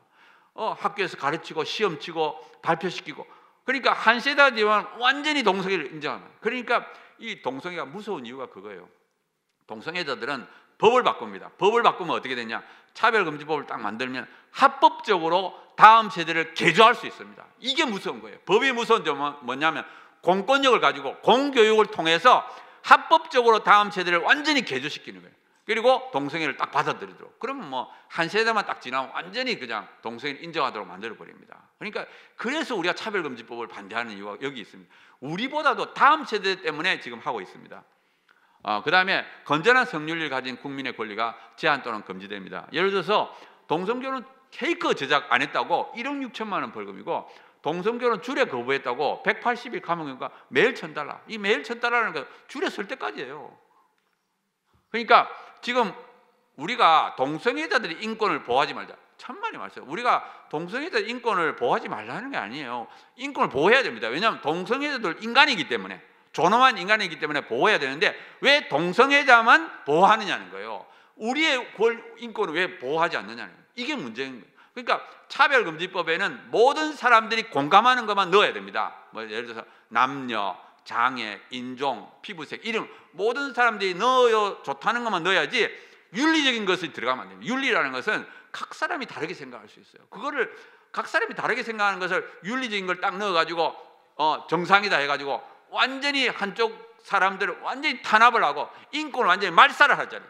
그래서 이건 차별금지법에는 들어가는 건 인권을 탄압하는 법입니다. 탄압하는 법. 그래서 안 된다는 뜻이에요. 우리가 반대하고 있고 동성애가 합법화되면 교회가 제일 큰 타격을 입습니다. 왜 타격을 입냐? 학교 가면은 동성애 괜찮다 그러는데 교회 오면 동성애 나쁘다 그러고 그럼 동성애 나쁘다는 교회는 뭐예요? 동성애 혐오단체예요. 이 청소년들이 볼 때는 교회는 동성애 혐오단체입니다. 그러니까 교회를 안 가는 거죠. 교회 그거 진짜 안 되겠다. 이러면서 다 떠나는 거예요. 청년들이. 자, 그 다음에 결국은 동성결혼이 합법화됩니다. 차별금지법이 통과되면은 동성결혼을 합법화를 막을 길이 없어요. 우리가 동성결혼을 반대하는 이유가 뭡니까? 동성애가 나쁘기 때문에 동성결혼을 반대하는데 동성애가 나쁘다고 말을 못하게 만드니까 동성결혼을 왜 막아요? 막을 이유가 없지. 그래서 동성결혼을 다 합법화하게 되는 거예요. 그러니까 서구가 뭔가 맨 처음에 선천적이다. 근데 차별금지법 딱 만들고 그다음에 합법화. 동성결혼. 그래서 동성결혼 합법화되면 어떻게 되냐? 일부일체제가 무너집니다. 아니 남자 둘이가 사는데 한 남자고 여러 여자고 왜 못 살아? 일부다처제, 일체다부제, 건친혼 다 허용이 됩니다. 여기서 보면은 이 한 남자가 4명의 여자하고 살고 여기는 2명의 여자가 레즈비언입니다. 이 남자하고 살고 그러니까 각각이 한 명씩 낳았어요. 그러니까 아버지는 한 명이고 각각 애가 2명. 이거 뭐 좀 이상하지요? 하여튼 뭐 완전히 이제 일부일체제가 다 무너지는 겁니다. 그냥 다음에는 뭐 여러 명이서 여러 명의 남자고 여러 명의 여자가 같이 살 수 있어요. 그 집단원 이런 것도 완전히 다 무너지는 거예요. 그 다음에 물론 동성애는 법적으로 권장이 되고 그 다음에 입양을 또 합니다. 그래도 아이를 또 갖고 싶어요. 그럼 입양을 하는데 문제는 뭐냐? 2.5년 되면 헤어집니다. 그러면 다시 보호시설로 가든지 아니면 새로운 부부를 계속 만나야 돼. 남자 이건 13명하고 사니까 13명을 따라다녀야 되는 거예요. 그리고 결국은 동성애자들 확률이 높습니다. 자, 우리나라의 경우도 지금 동성결혼이 남은 나라 이야기가 아닙니다. 새정치연합의 진선미 의원이 예전부터 자꾸 이 생활동반자법을 만들려고 그래요. 이 생활동반자법은 동성결혼의 전 단계입니다. 이 생활동반자법은 뭐냐 하면은 자기하고 동거하고 있는 사람에게 배우자의 권리를 주는 거예요. 그러니까 동거하는 사람이 동성이건 이성이건 상관없이 배우자의 권리를 주는 것이 생활동반제법이에요. 그러니까 이 생활동반제법이 통과하면 10년 안에 동성결혼이 합법화 됩니다. 그래서 이걸 꼭 막아야 됩니다. 자, 그 다음에 이제 기타 논리들이 있습니다. 뭐 예를 들어서 동성애는 개인의 자유다. 아니 내가 좋아서 하는데 왜 막느냐? 이렇게 주장합니다. 그런데 사실 자유라는 의미가 모든 걸 마음대로 한다는 뜻이 아니에요. 자유라는 것도 테두리가 있습니다. 그 윤리 도덕이라는 테두리 안에서 자유롭게 하는 거예요. 만약에 모든 걸 자유롭게 한다면 그건 윤리 도덕은 바로 무너지는 거예요. 특별히 성적인 건 더 그렇습니다. 성적인 거를 우리가 마음대로 하도록 하면 당연히 나쁜 쪽으로 가게 돼 있습니다. 그러니까 자유도 테두리 안에서 윤리 도덕 안에서만 허용이 된다는 것을 하고, 또 정죄하기보다는 긍휼하게. 맞습니다. 우리가 동성애자들을 미워한다든지 정죄하는 게 아니에요. 우리가 그 사람들을 사랑합니다. 사랑하기 때문에 동성애를 하지 말라고 말하는 거예요. 우리가 그들을 미워해서 그러는 게 아닙니다. 그러니까 우리가 그들을 사랑하지만 동성애 자체는 저렇게 안 좋으니까, 우리 알코올 중독자 보고도 술 마시라고 하지 않잖아요. 끊으라고 하는 이유가 그 사람들을 미워해서 그런 게 아니에요. 알코올 중독자가 결국 술을 마시면 결국은 빨리 죽으니까 우리가 막 못하, 마찬가지입니다. 우리가 동성애자들 미워해서 그러는 게 그들을 사랑하기 때문에 동성애를 끊도록 지금 이야기하고 있습니다. 그 다음에 인권을 강조. 인권이라는 것은 인간으로서 마땅히 가져야 될 권리, 그게 인권이거든요. 예를 들어서 지금 독립선언문이 인권을 뭐라고 했냐, 창조주로부터 양도받은 권리, 그래가지고 이제 인권이라고 그러는데, 그 동성결혼이나 동성애는 인권이 아닙니다. 인권이라는 건 인간으로서 마땅히 가져야 될 권리인데, 그 안에 뭐 예를 들어 죄질 권리가 들어가는 게 아니에요. 뭐 간음, 도둑질, 살인, 이런 것이 인권이 아닙니다. 그거는 하나님이 허락하지 않았어요. 인간은 죄질 권리가 없어요. 내가 마음대로 짓는데 뭐 내 마음대로 하는데 내 마음대로, 그건 천만의 말, 그거는 인권이 아닙니다. 그러니까 그거를 인권이라 갖다 넣으면 안 돼요. 그 인권이라는 정말 좋은 단어를 완전히 훼손시키고 왜곡시킨 거예요. 그래서 동성애는 인권에 속하지 않는다 는 것을 말씀드립니다. 그 다음에 목회적인 관점에서 품어줘야 된다, 이렇게 주장하는 사람들, 목회자 중에 그런 사람들이 있어요. 근데 목회적인 관점이라는 것도 사랑과 공의가 균형을 가져야 됩니다. 무조건 사랑하는 것이 사랑이 아니에요. 공의와 사랑이 균형을 맞춰서 돼야 되지, 하나님이 허락하신 테두리 안에서 목회를 해야 되는 겁니다. 자기 마음대로 목회하면 안 돼요. 그거는 오히려 그 사람도 멸망시키고 잘못된 것을 퍼뜨리는, 그러니까 하나님의 원하는 목회가 아니죠. 자, 그 다음에 이제 성별 정체 성향이 또 있습니다. 이게 조금 다른 개념인데, 아까 성적 지향은 성적으로 어디를 향하느냐, 이렇게 내가 성적으로 누구를 향하느냐, 이성을 향하느냐, 동성, 이거 성적 지향이고, 성별 정체성은 자기에 대한 겁니다. 내가 어떤 성이냐. 예를 들어서 난 남자잖아요, 남자. 그럼 스스로 남자야 이러면 맞죠, 정상이죠. 근데 아니 난 여자야 이러면 이제 여기에 이제 반대의 성을 향해, 트랜스젠더입니다. 트랜스젠더. 이 성전환 수술 안 해도 트랜스젠더예요. 꼭 뭐 수술 안 할 필요도 없습니다. 마음으로 반대의 성을 생각하면 트랜스젠더예요. 그러니까 차별금지법에 우리가 성별 정체성이라는 용어를 차별금지법에 딱 넣으면 어떻게 되냐, 트랜스젠더를 차별하면 안 됩니다. 그럼 우리가 얼른 생각할 때 아이고 트랜스젠더도 차별하면 안 되지, 이렇게 쉽게 생각할 수 있죠. 근데 트랜스젠더하고 동성애자들은 아주 비슷합니다. 제가 설명해 볼게요. 제가 남자인데 내가 스스로 난 여자야 그러면 누구를 좋아하겠습니까? 남자를 좋아해야죠. 내가 여자인데. 그러니까 결국 트랜스젠더는 뭔가 하면은 남자를 좋아하게 돼 있어요. 그러니까 내가 스스로 여자라고 생각하면서 남자를 좋아하면 트랜스젠더, 내가 스스로 난 남자다 하면서 남자를 좋아하면 동성애자, 결과는 남자를 좋아하는 거예요. 그러니까 자기들이 LGBT 해가지고 비슷하겠습니다. 그리고 학교에서 트랜스젠더가 괜찮다고 이제 가르쳐야 됩니다. 또 그뿐만 아니라 문제는 뭐냐면은 남자 트랜스젠더는 여자가 가는 데는 다 가요. 예를 들어서 여자 화장실, 탈의실, 목욕탕, 샤워실, 아무 데나 다 갑니다. 옷 다 벗고 가요. 옷 다 벗고 못 막습니다. 막으면 차별한 것이 되기 때문에. 그래서 지금 보면은 작년에 2014년도에 미국 캘리포니아가 공립 초, 중, 고등학교에서 트랜스젠더는 자기가 원하는 대로 갈 수 있다, 이렇게 만들었어요. 그리고 작년에 미국 캘리포니아에서 이걸 막기 위해서 캘리포니아 교회들이 그렇게 반대를 했습니다. 못 막았습니다. 못 막았어요. 그러니까 우리가 생각할 때는 말도 안 되는 법이잖아요. 아니 남자가 옷을 다 벗고 여자가 있는데 지금 다 마음대로 가서 지금 섞여서 샤워하고 모욕하겠다는 거를 허용하는 법이거든요. 이거는 실제로 이 법이 만들어지고 나서 남자 고등학생들이 전부 트랜스젠더라고 많이 가요. 실제로. 근데 이거를 못 막은 거예요. 못 막았다는 뭔가 하면 캘리포니아 주민들의 절반 이상이 이 법이 괜찮다고 허락한 거예요. 그러니까 이미 이 사람들의 마음에는 완전히 이제 그 뭐라 그러나 경건성이 다 없어져 버린 거예요. 그리고 사실 이 법은 트랜스젠더를 위한 법이 아닙니다. 저쪽이 주장하는 건 뭐냐? 저쪽 음란한 거거든요. 어릴 때부터 성적인 죄를 지으라는 거예요. 뻘거벗고 보고 성적인 죄를 지으라는 게 저쪽이 주장이에요. 그러니까 세상을 어떻게 해든지 음란하게 파괴시키려고 하는 목적이에요. 트랜스젠더를 위한 법이 아닙니다. 자, 동성애가 이제 퍼지는 이유를 조금 설명해 드리겠습니다. 왜 확산되고 있느냐? 첫 번째로는 그 인권단체의 힘입니다. 동성애 인권단체. 그러니까 동성애자들이 똘똘 뭉쳐가지고 여기 보면은 1993년에 한 개의 단체 직원이 39명이고 예산이 600만 달러. 이 말이 뭐냐 하면은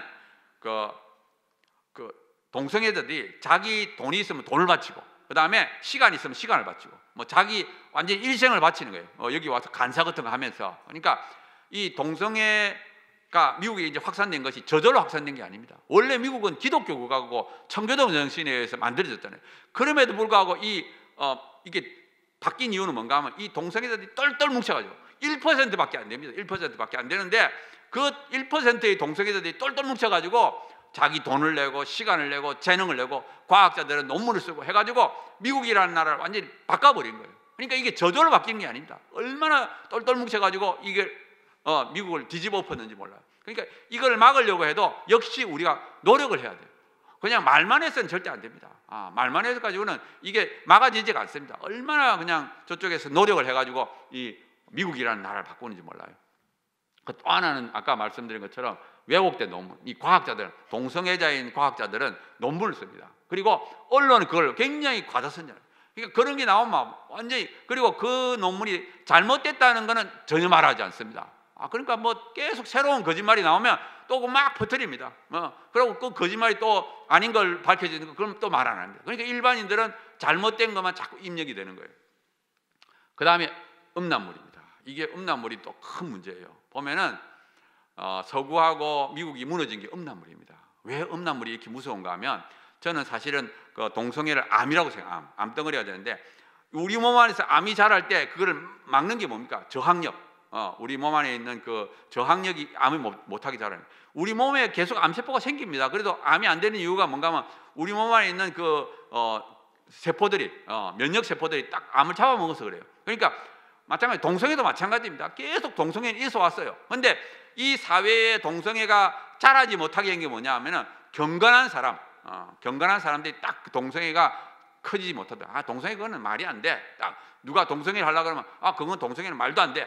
딱 이렇게 해가지고 대다수가 딱 그리 생각하면 동성애 자랄 수가 없습니다. 그런데 문제는 뭔가 하면 이 음란물이 그 대다수의 마음속에 있는 거룩성을 파괴시켜 버리는 거예요. 경건함을 파괴시켜. 그러니까 쉽게 말하면 우리 몸 안에 면역세포를 싹 없애버리니까 암은 자라고 그걸 이길 힘은 없고, 그러니까 그 사회를 완전히 뒤덮어가지고 암이 온몸을 뒤덮듯이 그냥 싹 되는 겁니다. 그래서 이 음란물이 굉장히 큰 영향을 미치고, 또 종교의 약화. 이제는 뭐 영적인 것은 관심이 없고 그냥 육체의 쾌락만 쫓으니까 결국 이제 이 세상이 전부 다 이렇게 소돔과 고모라처럼 이렇게 바뀌고 있습니다. 자, 우리나라의 경우에는 지금 국가인권위원회가 제일 큰 문제입니다. 이 국가인권위원회가 2001년도에 만들어졌는데, 2001년도에 국가인권을 만들 때부터 동성애가 차별금지로 들어가 있었습니다. 우리가 전혀 몰랐어요. 2001년도에 그 국가인권위원회 법이 만들어질 때 그 안에 동성애가 들어있다는 것을 아무도 몰랐습니다. 그런데 이 국가인권위가 그 법을 만들고 나서, 물론 동성애자들이 그 입법할 만들 때 다 개입을 했습니다. 그래가지고 국가인권위원회를 만들고 나서 합법적으로 지금 국가인권위원회가 우리나라 전체의 동성애를 확산시키고 있습니다. 그래서 보면은 2003년도에 동성애는 청소년 유해가 아니다 이렇게 권고를 했고, 실제로 2004년도에 청소년 보호법이 바뀌었습니다. 그 전까지는 청소년 보호법 안에 동성애는 청소년 유해다 이렇게 있었는데 그게 삭제됐어요. 그리고 2005년도에 인권위 보고서를 보면은 동성애자를 위해서 법을 바꾸고 교과서를 바꾸고 동성애를 합법화해야 된다. 근데 실제로 이것대로 아까 말씀드린 것처럼 모든 교과서 안에 이게 들어간 거예요. 그리고 2006년도에 실제로 차별금지법을 만들어라 했고 2007년도에 입법여까지 했습니다. 사실 저는 이때부터 지금 요 차별금지법 공고할 때부터 제가 이제 9년 전부터 이제 관여하기 시작했습니다. 그리고 2010년도에는 동성애를 금지하는 군형법을 폐지해라 이렇게 했어요. 자, 우리나라 군대 내에서는 지금 동성애를 하면 처벌을 받습니다. 근데 이제 국가인권위는 그걸 왜 금지하느냐? 아니, 둘이서 좋아서 동성애 하는데 그걸 금지하지 마라. 그건 인권이 어긋난다 이렇게 주장합니다. 근데 만약에 한번 보세요. 우리나라 군대 안에서 동성애를 마음대로 하도록 하면은 그 20대 그 막 남자들만 있는 거기다가 동성애를 마음대로 해라. 그럼 뭐 어떻게 되겠습니까? 금방 퍼집니다. 우리나라 동성애 퍼지는 건 순식간이에요. 왜냐하면 군대는 의무적으로 가기 때문에. 그리고 뭐 지금 아주 젊은 그 혈기왕성한 그 남자들만 모여 있는데 동성애가 순식간에 퍼지는 거죠. 뭐 또 상관이 하자 그러면 어떻게 하겠어요? 그런데 지금 그걸 폐지하라는 거예요. 국가인권위에는 우리나라 동성애 확산시키려고 야단이에요. 그리고 2011년도에는 인권 보도 준칙을 만들었습니다. 이 가지고 동성애하고 에이즈 관련 기사 쓰지 마라. 방송하지 마라. 예를 들어서 뭐 KBS나 MBC나 이런 데서 하면 경고를 내립니다. 그러니까 우리나라는 완전히 통제가 된 거예요. 아까 말씀드렸잖아요. 교과서에도 동성애하고 에이즈 관련 없다고 그러지. 질병관리본부도 관련 없다고 그러지. 아니, 그러고 기자가 글을 쓰면 안 된다는 거예요. 완전히 통제를 시키는 거예요. 그러니까 정말 우리나라는 지금 어떻게 보면 좀 답답한 거예요. 미국이나 일본은 이렇게까지는 하지 않는데 이 우리나라는 국가인권위원회가 모든 데에 영향을 미쳐가지고 완전히 차단을 시키고 인권이라는 이름으로 동성애를 옹호하고 있습니다. 그래서 이제 이게 제일 큰 문제고 국가인권위원회법에서 이 성적 지향을 차별금지 사유에서 빼야 됩니다. 빨리 빼야 되고 그냥 한 몇 년 내로 우리가 이걸 반드시 빼야 되는 큰 과제가 지금 남아 있습니다. 그 다음에 이제 결론을 제가 가겠습니다. 우리가 가져야 될 것 첫 번째는 진리의 확과. 우리가 하는 것이 맞다는 거예요. 이거 흔들리면 안 됩니다. 그러니까 분명히 맞다는 것을 확신을 가져요. 확신. 그러니까 아무리 저쪽에서 뭐 논문을 쓰건 영화를 만들건 뭐 법을 만들건 상관없어요. 진리 자체는 흔들 수가 없습니다. 자기들이 아무리 현혹을 해도 진리 자체는 바뀌지 않습니다. 그러니까 우리가 주장하는 것, 내가 믿는 바가 확실히 진리다 하는 것을 딱 하고, 진리 자체는 몇백 년, 몇천 년이 흘러도 안 바뀌는 겁니다. 이거는 상식적으로 당연히 동성애는 아니에요. 이거는 말도 안 되는 겁니다. 저쪽에 아무리 영화를 멋있게 만들어도 말도 안 되는 거예요. 그래서 우리가 하고 있는 것이 확실히 진리다는 것을 확신을 가져야 됩니다.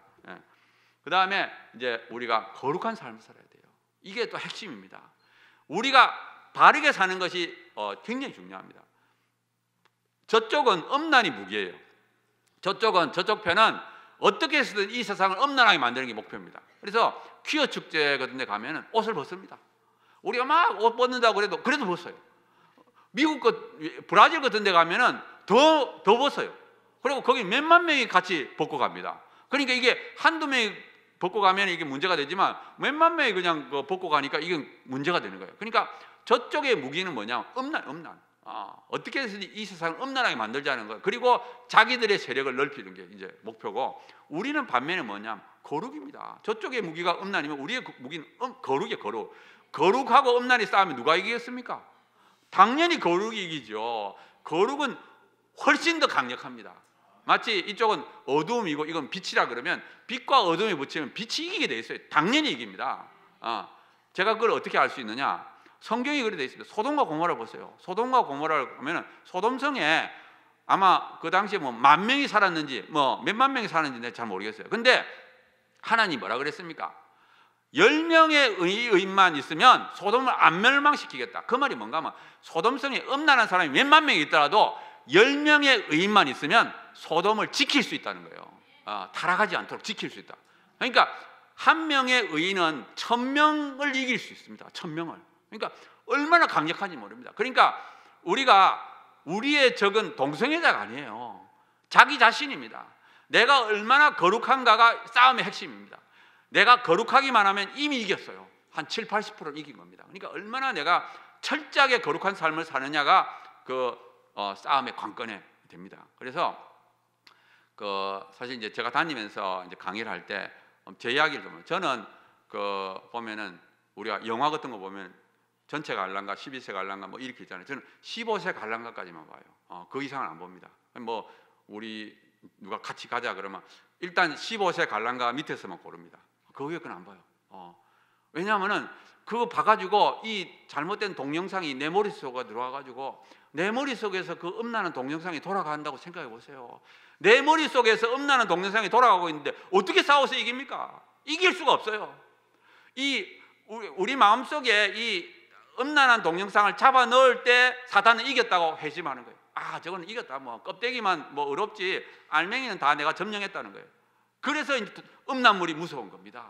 그러니까 우리가 얼마나 철저하게 거룩하게 사느냐가 핵심이에요. 그래서 내 마음속에다 적을 잡아놓고는 이길 수가 없는 거예요. 내 마음속에서 음란한 동영상이 돌아가면은 사단이 이긴 겁니다. 실제로는 이긴 거예요. 그래서 정말 얼마나 철저하게 사느냐가 중요해요. 그리고 사실은 우리가 자랄 때보다 지금은 너무나도 음란물이 많습니다. 우리나라도 마찬가지예요. 보면은 뭐 인터넷, 스마트폰 어디든 쉽게 들어갈 수 있어요. 그러니까 지금 우리 자라나는 세대 10대, 20대는 음란물에 노출되어 있어요. 그러니까 우리가 바로 살아야 됩니다. 기성세대 먼저 믿은 사람, 확실하게 하나님을 믿는 사람들이 철저하게 살고 너희들도 철저하게 거룩하게 살아라 말해야지 먹히 들어가지. 아니 우리들은 엉망으로 살면서 아니 너희들은 그렇게 하면 안 돼 이렇게 하서는 말이 안 되는 거예요. 그러니까 문제는 뭔가 하면 우리가 먼저 철저하게 바르게 살고 너희들도 바르게 살아야 된다. 그래서 정말 저는 어떤 싸움인가 하면 이 시대는 의인의 싸움, 의인이 얼마나 있느냐. 그 사회에, 한국 사회에 의인이 있으면 절대 한국 안 망합니다. 문제는 뭔가 하면 의인이 없어지면 망하게 돼 있어요. 그래서 우리가 먼저 철저하게 의인이 되고 다음 세대 의인을 만들어내야 됩니다. 교회만 다니는 껍데기 믿음의 사람이 아니라 진짜 하나님의 사람을 만들어야 돼요. 진짜 하나님의 사람을 만들려면 내가 먼저 진짜 하나님의 사람이 돼야 됩니다. 내가 정말 말씀대로 살고 거룩하게 살고 정말 다음 세대가 내를 보고 예를 들어서 주일학교 선생님을 보고 목사님을 보고 교육자를 보고 또 어르신을 보고 진짜로 저 사람은 하나님 믿구나. 나도 그렇게 믿어야 되겠다는 감동을 다음 세대에 줘야 돼요. 그래야 10대, 20대에 의인이 만들어져야 됩니다. 만들어지지 않으면 그 시대에 무너지는 거예요. 그러니까 미국하고 서구일에 무너진 이유가 그겁니다. 뭐 기독교 교리는 정했지 몰라도 지식은 전했지 몰라도 진짜 믿음의 사람을 못 만드는 거예요. 그러니까 우리 싸움은 뭔가 하면 물론 뭐 여러 가지 일도 해야 되겠지만 자기가 먼저 철저하게 살면서 우리 다음 세대에 젊은 층에 하나님의 사람을 만들어야 돼요. 의인을 만들어야 돼요. 그러면 그 의인들이 다음 세대를 또 변화시키고 지킵니다. 그래서 제일 중요한 것이 이제 거룩한 삶이라는 걸 제가 말씀드리고 그 다음 또 말씀드린 게 헌신입니다. 제가 아까 말씀드린 것처럼 동성애자들의 그 노력에 의해서 미국이라는 나라가 변했습니다. 바뀌었어요. 그게 저절로 바뀐 게 아니에요. 그 사람들이 얼마나 노력을 했겠습니까? 돈을 바치고 시간을 바치고 자기 재능을 바치고 은사를 바치고 그래가지고 그 자기의 목표를. 근데 이 동성애자들은 왜 그렇게 합니까? 자신들의 쾌락을 위해서 자기가 동성애자라는 것을 지키기 위해서 자기 동성애를 지키기 위해서 동성애자의 힘을 키우기 위하여 자기의 쾌락을 위해서 지금 노력하지 않잖아요. 그러니까 우리는 그들보다는 더 열심히 해야 됩니다. 아니 우리는 지금 죽으면 천국 예비되어 있는 사람들입니다. 아니 난 딱 죽으면 천국에 딱 가게 돼 있어요. 아니 뭐 걱정할 게 뭐가 있습니까? 다 준비되어 있어요. 열심히 여기서 하고 가면 또 하나님이 또 더 잘했다 할 거니까 얼마나 좋습니까?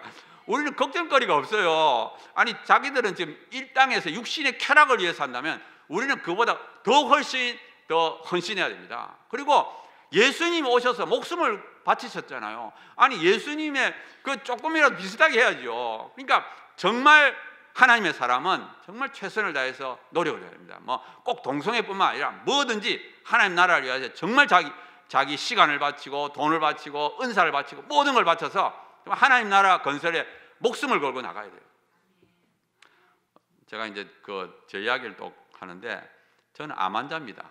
저는 암 환자예요. 저 2010년도에 간하고 콩팥에 동시에 암이 생겼습니다. 그래서 간은 이제 서울대병원에서 시술하고 왼쪽 콩팥을 제가 떼냈습니다. 다행히 그 떼내고 나니까 암은 아니더라도 콩팥은. 그래서 하여튼 콩팥 하나 없고요.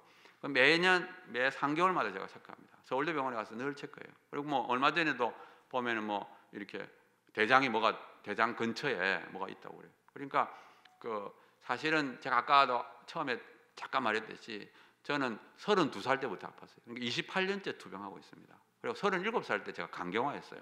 그리고 이제 5년 전에 간암이었고요. 그러니까 제가 이제 이렇게 다니면서 하도 제가 건강한 몸이 아니에요. 내가 건강하지 않은지를 우리 또 제 아는 시민단체들 다 알아요. 멤버들이 다 알아요. 그러니까 어떻게 보면 내가 이렇게 몸이 약해서 다니면서도 열심히 하니까 어떻게 보면 우리 그 소속된 많은 사람들이 더 헌신하게 되는 것 같아요. 그러니까 어떻게 보면은 이 어떤 일을 할 때 제일 앞장선 사람이 제일 많이 희생해야 됩니다.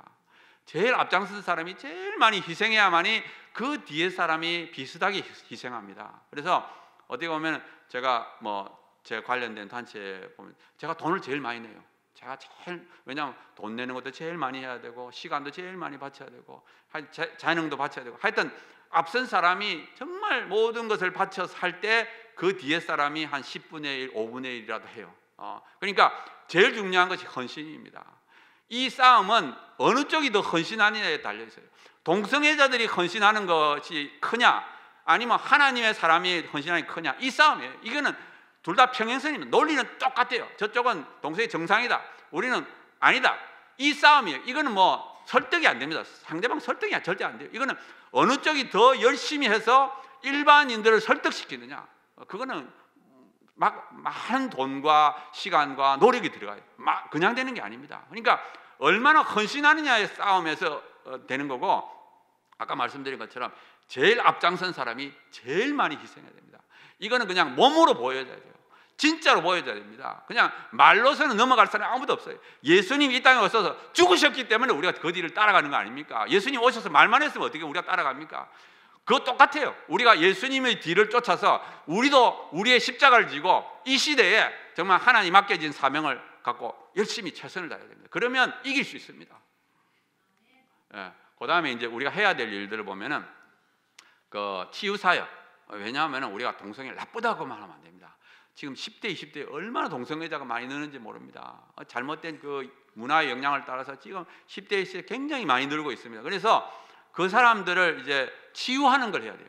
그리고 말기 에이즈 환자를 도와줘야 됩니다. 우리가 동성애는 반대하지만 동성애자들은 사랑한다. 비록 에이즈가 환자가 동성애로 말미암아 에이즈 환자가 됐을지언정 말기가 되면 딱 10개월 정도밖에 못 살아요. 그러니까 그 사람들을 우리가 섬겨야 돼요. 몇 명이라도 섬겨야 돼요. 그래서 정말 사회에 보여줘야 됩니다. 우리는 동성애자들은 진짜 사랑하지만 동성애는 우리가 아니라고 생각한다 하는 것을 몸으로 보여줘야 됩니다. 그리고 또 학술 활동해야 돼요. 계속 논문이 나와요. 지금도 나옵니다. 조금 바꿔서 또 내기 때문에 계속 우리가 반박하는 걸 해야 되고, 홍보는 뭐냐? 젊은 층, 10대, 20대. 지금 10대, 20대는 몰라요. 인터넷에 들어가도 저쪽, 그다음에 뭐 KBS, MBC 이런 것도 그렇고 뭐 학교에서도 그렇고 온데 지금 저쪽 편만 있기 때문에 우리가 열심히 젊은 층에 전해야 됩니다. 그리고 법은 지켜야 됩니다. 법은 아까 말했던 대로 강제력이 있기 때문에 법이 무너지면 무너진다고 보면 돼요. 그러니까 법을 막아야 돼요. 그래서 차별금지법을 막고, 그다음에 국가인권위원법은 바꿔야 되고, 그다음에 교육도 마찬가지입니다. 교육은 다음 세대니까 교과서도 지금 우리가 큰 거는 다 뺐지만 아직 짤막한 것들은 조그만 것들은 아직도 남아 있습니다. 그래서 그걸 이제 바꿔야 되고, 또 하나는 성문화센터입니다. 이 성문화센터가 문제인데 전국에 한 50몇 개가 있습니다. 이 성문화센터가 어떤 일을 하는가 하면 성교육 강사를 양성하는 데입니다. 성교육 강사를 양성해 가지고 그 양성된 성교육 강사가 초, 중, 고등학교에 가서 성교육을 강의합니다. 그러니까 전교생을 모아놓고 강의를 하는 그 강사들이에요. 그런데 이 성문화센터가 동성애를 옹호합니다. 너무 놀랐어요. 전국에 50몇 개가 있는데 전부 다 거의가 동성애를 옹호합니다. 아예 동성애자가 와서 강의를 해요. 양성 과정에 그 강의를 동성애자가 와서 강의합니다. 그러니까 이것도 빨리 우리가 바꿔야 됩니다. 그다음에 이제 제가 이제 충분히 이길 수 있다. 왜 제가 이걸 강조하는가 하면, 이 동성애에 대한 강의를 하다 보면은 어떤 사람들은 좀 아이고 저런데 우리가 어떻게 이기나, 뭐 미국도 무너졌고 뭐 유럽도 무너졌는데 한국은 뭐 기독교 국가도 아닌데 뭐 이거는 시간 문제다 이렇게 생각하는 사람들이 있어요. 그렇게 하면 안 됩니다. 전쟁터 나가기 전에 아이고 이 싸움은 질 싸움이야. 그러면 이길 수가 없습니다. 딱 전쟁터에 나갈 때는 내가 이걸 반드시 이겨야 되겠다. 충분히 우리가 이길 수 있다. 우리가 하면은 이길 수 있다는 확신을 갖고 나가야 돼요. 그래야지 이 전쟁에서 이길 수 있습니다. 그래서 제일 중요한 것이 믿음입니다. 이 싸움은 믿음의 싸움이고 영의 싸움이기 때문에 이길 수 있다는 확신을 가져야 돼요. 정말 내가 열심히 하면 충분히 이길 수 있다. 진짜 이긴다. 그래서 저는 근거는 뭐냐? 하나님이 살아계시잖아요. 하나님은 뭐 지금도 온 땅을 다스리고 모든 사람의 마음을 움직이시는 분이 하나님이신데요. 왜 이거 집니까? 그러니까 정말 우리 나름대로의 최선을 다하고 나머지는 하나님께서 다 알아서 하십니다. 정말 이 다윗이 나와가지고 골리앗에게 돌을 탁 던지니까 탁 돌을 던지는 것까지는 다윗이 했지만 그거를 이마에 탁 박히게 한 건 하나님이시에요. 그리고 골리앗이 무너졌잖아요. 그러니까 나가서 던지기만 하면 이깁니다. 근데 막 사단은 뭐냐? 던지지 못하게 합니다. 너 나가서 던져봐도 소용없어. 저렇게 큰 골리앗을 네가 어떻게 이길래? 지금 그런 사람들 많아요. 동성이 엄청 힘이 세. 뭐 해봤자 소용없다. 뭐 이런 사람들. 그러니까 못하게 하는 거예요. 사단은 자꾸 못하게 하는 거예요. 왜냐하면 우리가 이길 줄 아니까. 우리가 나가서 하면 이깁니다. 이기는 걸 알기 때문에 그렇게 우리를 이제 길을 꺾는 거예요. 못하게. 그래서 분명히 우리가 하면 이긴다는 것을 확신을 가져야 됩니다. 그 다음에 우리가 진리고 우리나라는 그래도 동성애자가 많지 않습니다. 정말 우리나라 얼마 안 돼요. 동성애자들 그 중에 교수, 과학자, 국회의원 별로 없습니다. 기독교가 훨씬 많아요. 동성애자들이 한 100배 이상은 될 겁니다. 아니 그렇게 100배 이상 많은 그 인프라를 갖고 왜 못 이깁니까? 못 이기는 게 이상하죠. 안 그래요? 국회의원, 교수, 과학자, 의사, 돈 많은 사람. 아니 기독교계가 훨씬 많다니까. 100배 더 된다니까요. 동성애 진짜 얼마 안 됩니다. 조그마한 몇 명 있어. 지금 몇 사람 있어. 그쪽도 그 단체를 만들었지만 실제 일하는 사람 몇 명 안 돼요. 그 사람들이 아주 그냥 오래전부터 이렇게 가지고 이제 진행하고 있는 겁니다. 그리고 이제 그래도 하나님을 잘 믿는 나라가 한국이에요. 제가 이걸 좀 강조하는데 저는 전 세계 이제 이렇게 보면은 제 생각입니다. 지금 현재 가장 잘 믿는 나라가 한국이라고 생각해요. 하나님이 제일 잘 믿는 나라가 한국이고 저는 그리 자부심을 갖고 있습니다. 미국은 얼마 전에 동성교를 합법화했기 때문에 한 20몇 등 됐다고. 20몇 등. 저 유럽은 한 80몇 등이에요. 저거 완전히 지금 망했습니다. 영적으로는 완전히 그냥 타락한. 아니 근데 유럽하고 미국이 했다고 우리나라 쫓아가면 됩니까? 아니 1등이 자부심이 있어야지. 1등이 지금 20등 80등이 한 걸 그 뒤를 쫓아가겠다. 그럼 말이 안 되는 거예요. 우리가 지금 1등이 하나님 얼마나 우리를 기대하고 계시겠습니까? 정말 우리 정신을 차리고 살아야 됩니다. 얼마 전에 그 영국에서 우리나라 이제 변호사님이 와가지고 전국을 강의했어요. 영국의 변호사님이 오셔가지고 전국을 강의하면서 이제 그분이 한 말이 기억이 나는데 어떤 말을 했는가 하면 영국에 있는 사람들이 한국을 위해서 기도한다는 거예요. 영국 사람들이. 그럼 왜 영국 사람이 한국을 위해서 기도하느냐? 영국은 희망이 없다는 거예요. 자신들의 힘으로서는 지금 영국은 동성애가 합법화되고 기독교가 너무 약해졌기 때문에 스스로의 힘으로는 자기들이 어떻게 해결할 방법이 없다는 거예요. 유일한 해결책이 뭐냐? 한국이 영국을 도와주는 거래요. 그래가지고 영국 사람들이 기도한대요. 한국만은 제발 합법화가 안 되고 동성애 합법화 안 되고 끝까지 지켜가지고 한국에서 영국을 도와주기를 그렇게 기도한답니다. 나는 그 말을 들을 때 너무 뿌듯하더라고. 야, 한국이 지금 대단한 나라구나. 나는 한국을 그렇게 생각 안 했는데 영국 사람이 우리 한국을 위해서 기도하다니 야 진짜 대단하네. 제가 그런 자부심을 가졌어요. 근데 나는 영국만 기도한다고 생각하지 않습니다. 지금 전 세계에 있는 기독교인들이 한국을 위해서 기도합니다.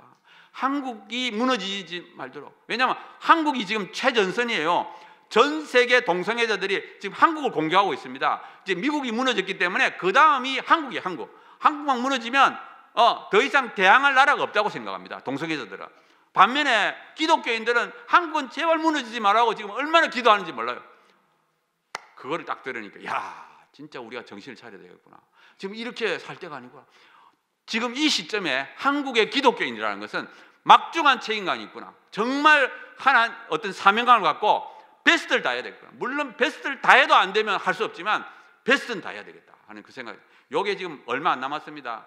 지금 우리나라가 한 5년 안에 판가름 납니다. 우리가 이기든지 우리가 지든지 5년 안에 거의 판가름 납니다. 그러니까 정말 요 안에 지금 우리가 완전히 다시 회복을 해야 됩니다.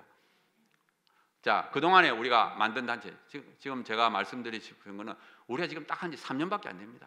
우리가 정신 차리고 한 건 딱 3년밖에 안 돼요. 지금 바른선물하는 국민연합으로부터 쫙 이렇게 만들어져 가지고 올해 한국교회 동성애 대책위원회가 만들어졌습니다. 그러니까 불과 3년 동안에 굉장히 많은 일을 했습니다. 거의 교육은 회복했습니다. 제가 이제 구체적인 이야기는 할 수 없지만 정말 그 동성애자들이 막 훼손을 했잖아요. 모든 영역을 훼손했는데 거의 우리가 다 회복을 시키고 있습니다. 그래서 우리가 조금만 더 하면 완벽한 회복을 할 수 있습니다. 그래서 우리가 정말 열심히 노력을 해야 된다는 걸 하고, 그 다음에 이제 요거는 단행본을 작년에 만들었습니다. 동성애 과연 타고나는 것일까 해가지고 모든 그 관련된 논문들을 다 모아가지고 논문에 있는 그림들을 다 그냥 제가 샀어요. 사가지고 만드는 책입니다. 그 다음에 소책자도 하고 전단지, 요거는 이제 전단지 길가에서 뿌리도록 그렇게 제가 만들었습니다. 자, 그리고 이제 우리가 조직을 해야 됩니다. 혼자 하면 무서워요. 그러니까 하여튼 몇 명이라도 아까 말했던 여러 단체들이 있지만 그 각각의 단체에 열심히 있는 사람 10명이 안 됩니다. 단체는 엄청 커지요. 뭐 이렇게 고문이 있고 뭐 이렇게 있지만 실질적으로 일하는 사람 딱 10명, 10명. 거의 10명밖에 안 됩니다. 10명만 딱 모이면 한 개의 단체입니다. 한 개의 단체. 그러니까 정말 자부심을 가져야 돼요. 그리고 정말 그 해야 되고, 뭐 우리 각각의 지부, 뭐 전문 영역, 뭐 자기 영역에 대해서 또 구원 조직 이런 걸 조직화해야 됩니다. 정말 이제 정말 우리가 생각을 잘 해가지고 뭐 돈 있는 사람 돈을 내고, 하여튼 실력 있는 사람, 뭐 아까 말했던 정치인, 법조계, 언론인, 연예인, 하여튼 자기의 은사를 최대한도로 살려서 또 같이 이제 묶어가지고 해야 됩니다. 그 다음에 뭐 할 수 있는, 실제로 할 수 있는 거는 기도하는 거. 제일 먼저 해야 될 게 기도할 겁니다. 정말 우리가 지금 절박한 상황, 아까 말했는데 이제 5년 안에 판가름이 납니다. 그러니까 정말 기도하다 보면 하나님이 일을 주십니다. 나는 뭘 할 수 있다. 뭐 정 안 되면 돈을 낸다든지, 아니면 뭐 모여가지고 조그마한 일도 할 수 있습니다. 그리고 지금 10대, 20대가 제일 큰 문제입니다. 교회 다니는 사람도 마찬가지입니다. 교회 다닌다고 해서 안전한 것이 아닙니다. 그래서 정말 사실 알려야 되고, 뭐 또 이제 정부나 이런 데 의견도 내고, 또 주위 알리고, 교회 알리고, 또 자기 은사를 사용하고, 하여튼 여러 가지 자기가 할 수 있는 것을 막 이렇게 생각해서 열심히 하다 보면 하나님이 사용하는. 저도 사실은 굉장히 내성적인 사람입니다. 저는 이런 일을 할 타입이 아니에요. 근데 어떻게 하나님이 부르셔가지고 지금 이때까지 왔습니다. 그래서 하나님께서 여기 오늘 들으신 분들 정말 기도하시면서 나아가시면 또 하나님이 또 사용하십니다. 그래서 제가 이제 강의하고 마지막에 짤막하게 우리가 기도합니다. 제가 한 3분 정도 우리 다 함께, 왜냐하면 이 싸움은 정말 어려운 싸움입니다. 그리고 정말 중요한 싸움입니다. 아까 말씀드린 것처럼 전 세계의 기독교가 달려 있어요. 왜냐하면 물론 뭐 다른 것도 다 중요하죠. 뭐 이슬람 문제, 뭐 동성애 문제 다 중요한데 아무튼 이것도 굉장히 중요한 부분 중에 하나입니다. 그래서 정말 우리가 이걸 해야 되는데 우리의 힘으로는 안 됩니다. 정말 우리의 힘으로는 안 돼요. 저도 지금 뭐 전국을 다니면서 강의하지만 저도 몸이 한 쪼가리밖에 안 되거든요. 정말 논문도 읽어야 되지, 관련 논문도 읽어야 되지, 뭐 하여튼 우리의 힘으로는 불가능합니다. 그래서 정말 하나님이 도와주세요. 하나님이 도와주시면 가능합니다. 그래서 정말 이 사역을 통해서 우리가 하나님께 가까이 가는 게 목적입니다. 그리고 우리가 거룩하게 되는 게 목적이에요. 그래서 우리 다 같이 한번 합심해서 기도하는 시간을 가지려고 하고요. 주여 한 부른 후에 하는데, 제일 먼저 기도할 것은 자기 자신을 위해서 기도해야 돼요. 내가 진짜가 되게 해주세요. 정말 하나님의 사람, 진짜 말씀을 지키는 사람, 그리고 정말 거룩한 사람이 되게 해주세요. 하나님이 정말 우리가 하나님 말씀에 순종하고 거룩하게 살고 하나님 뜻대로 살고 이 일을 위해서 기도하다 보면 하나님이 우리를 통하여 역사를 이룹니다. 우리는 정말 부족하지만 부족한 우리를 통해서 하나님이 위대한 일을 이루십니다. 우리가 위대해서가 아니라 우리를 사용하시는 하나님이 위대하셔서 하나님이 위대한 일을 이루시고, 또 한국만은 무너지지 않도록, 한국만은 정말 이 동성애의 흐름을 막을 수 있는 방파제가 될 수 있도록, 전 세계의 기독교인을 지킬 수 있는 그런 방파제 국가가 한국이 되게 해달라고 우리가 다 같이 한번 기도하는 시간을 갖도록 하겠습니다. 우리가 주여 한번 3번 부르고 다 같이 한번 합심해서 기도하는 시간을 갖도록 하겠습니다. 주여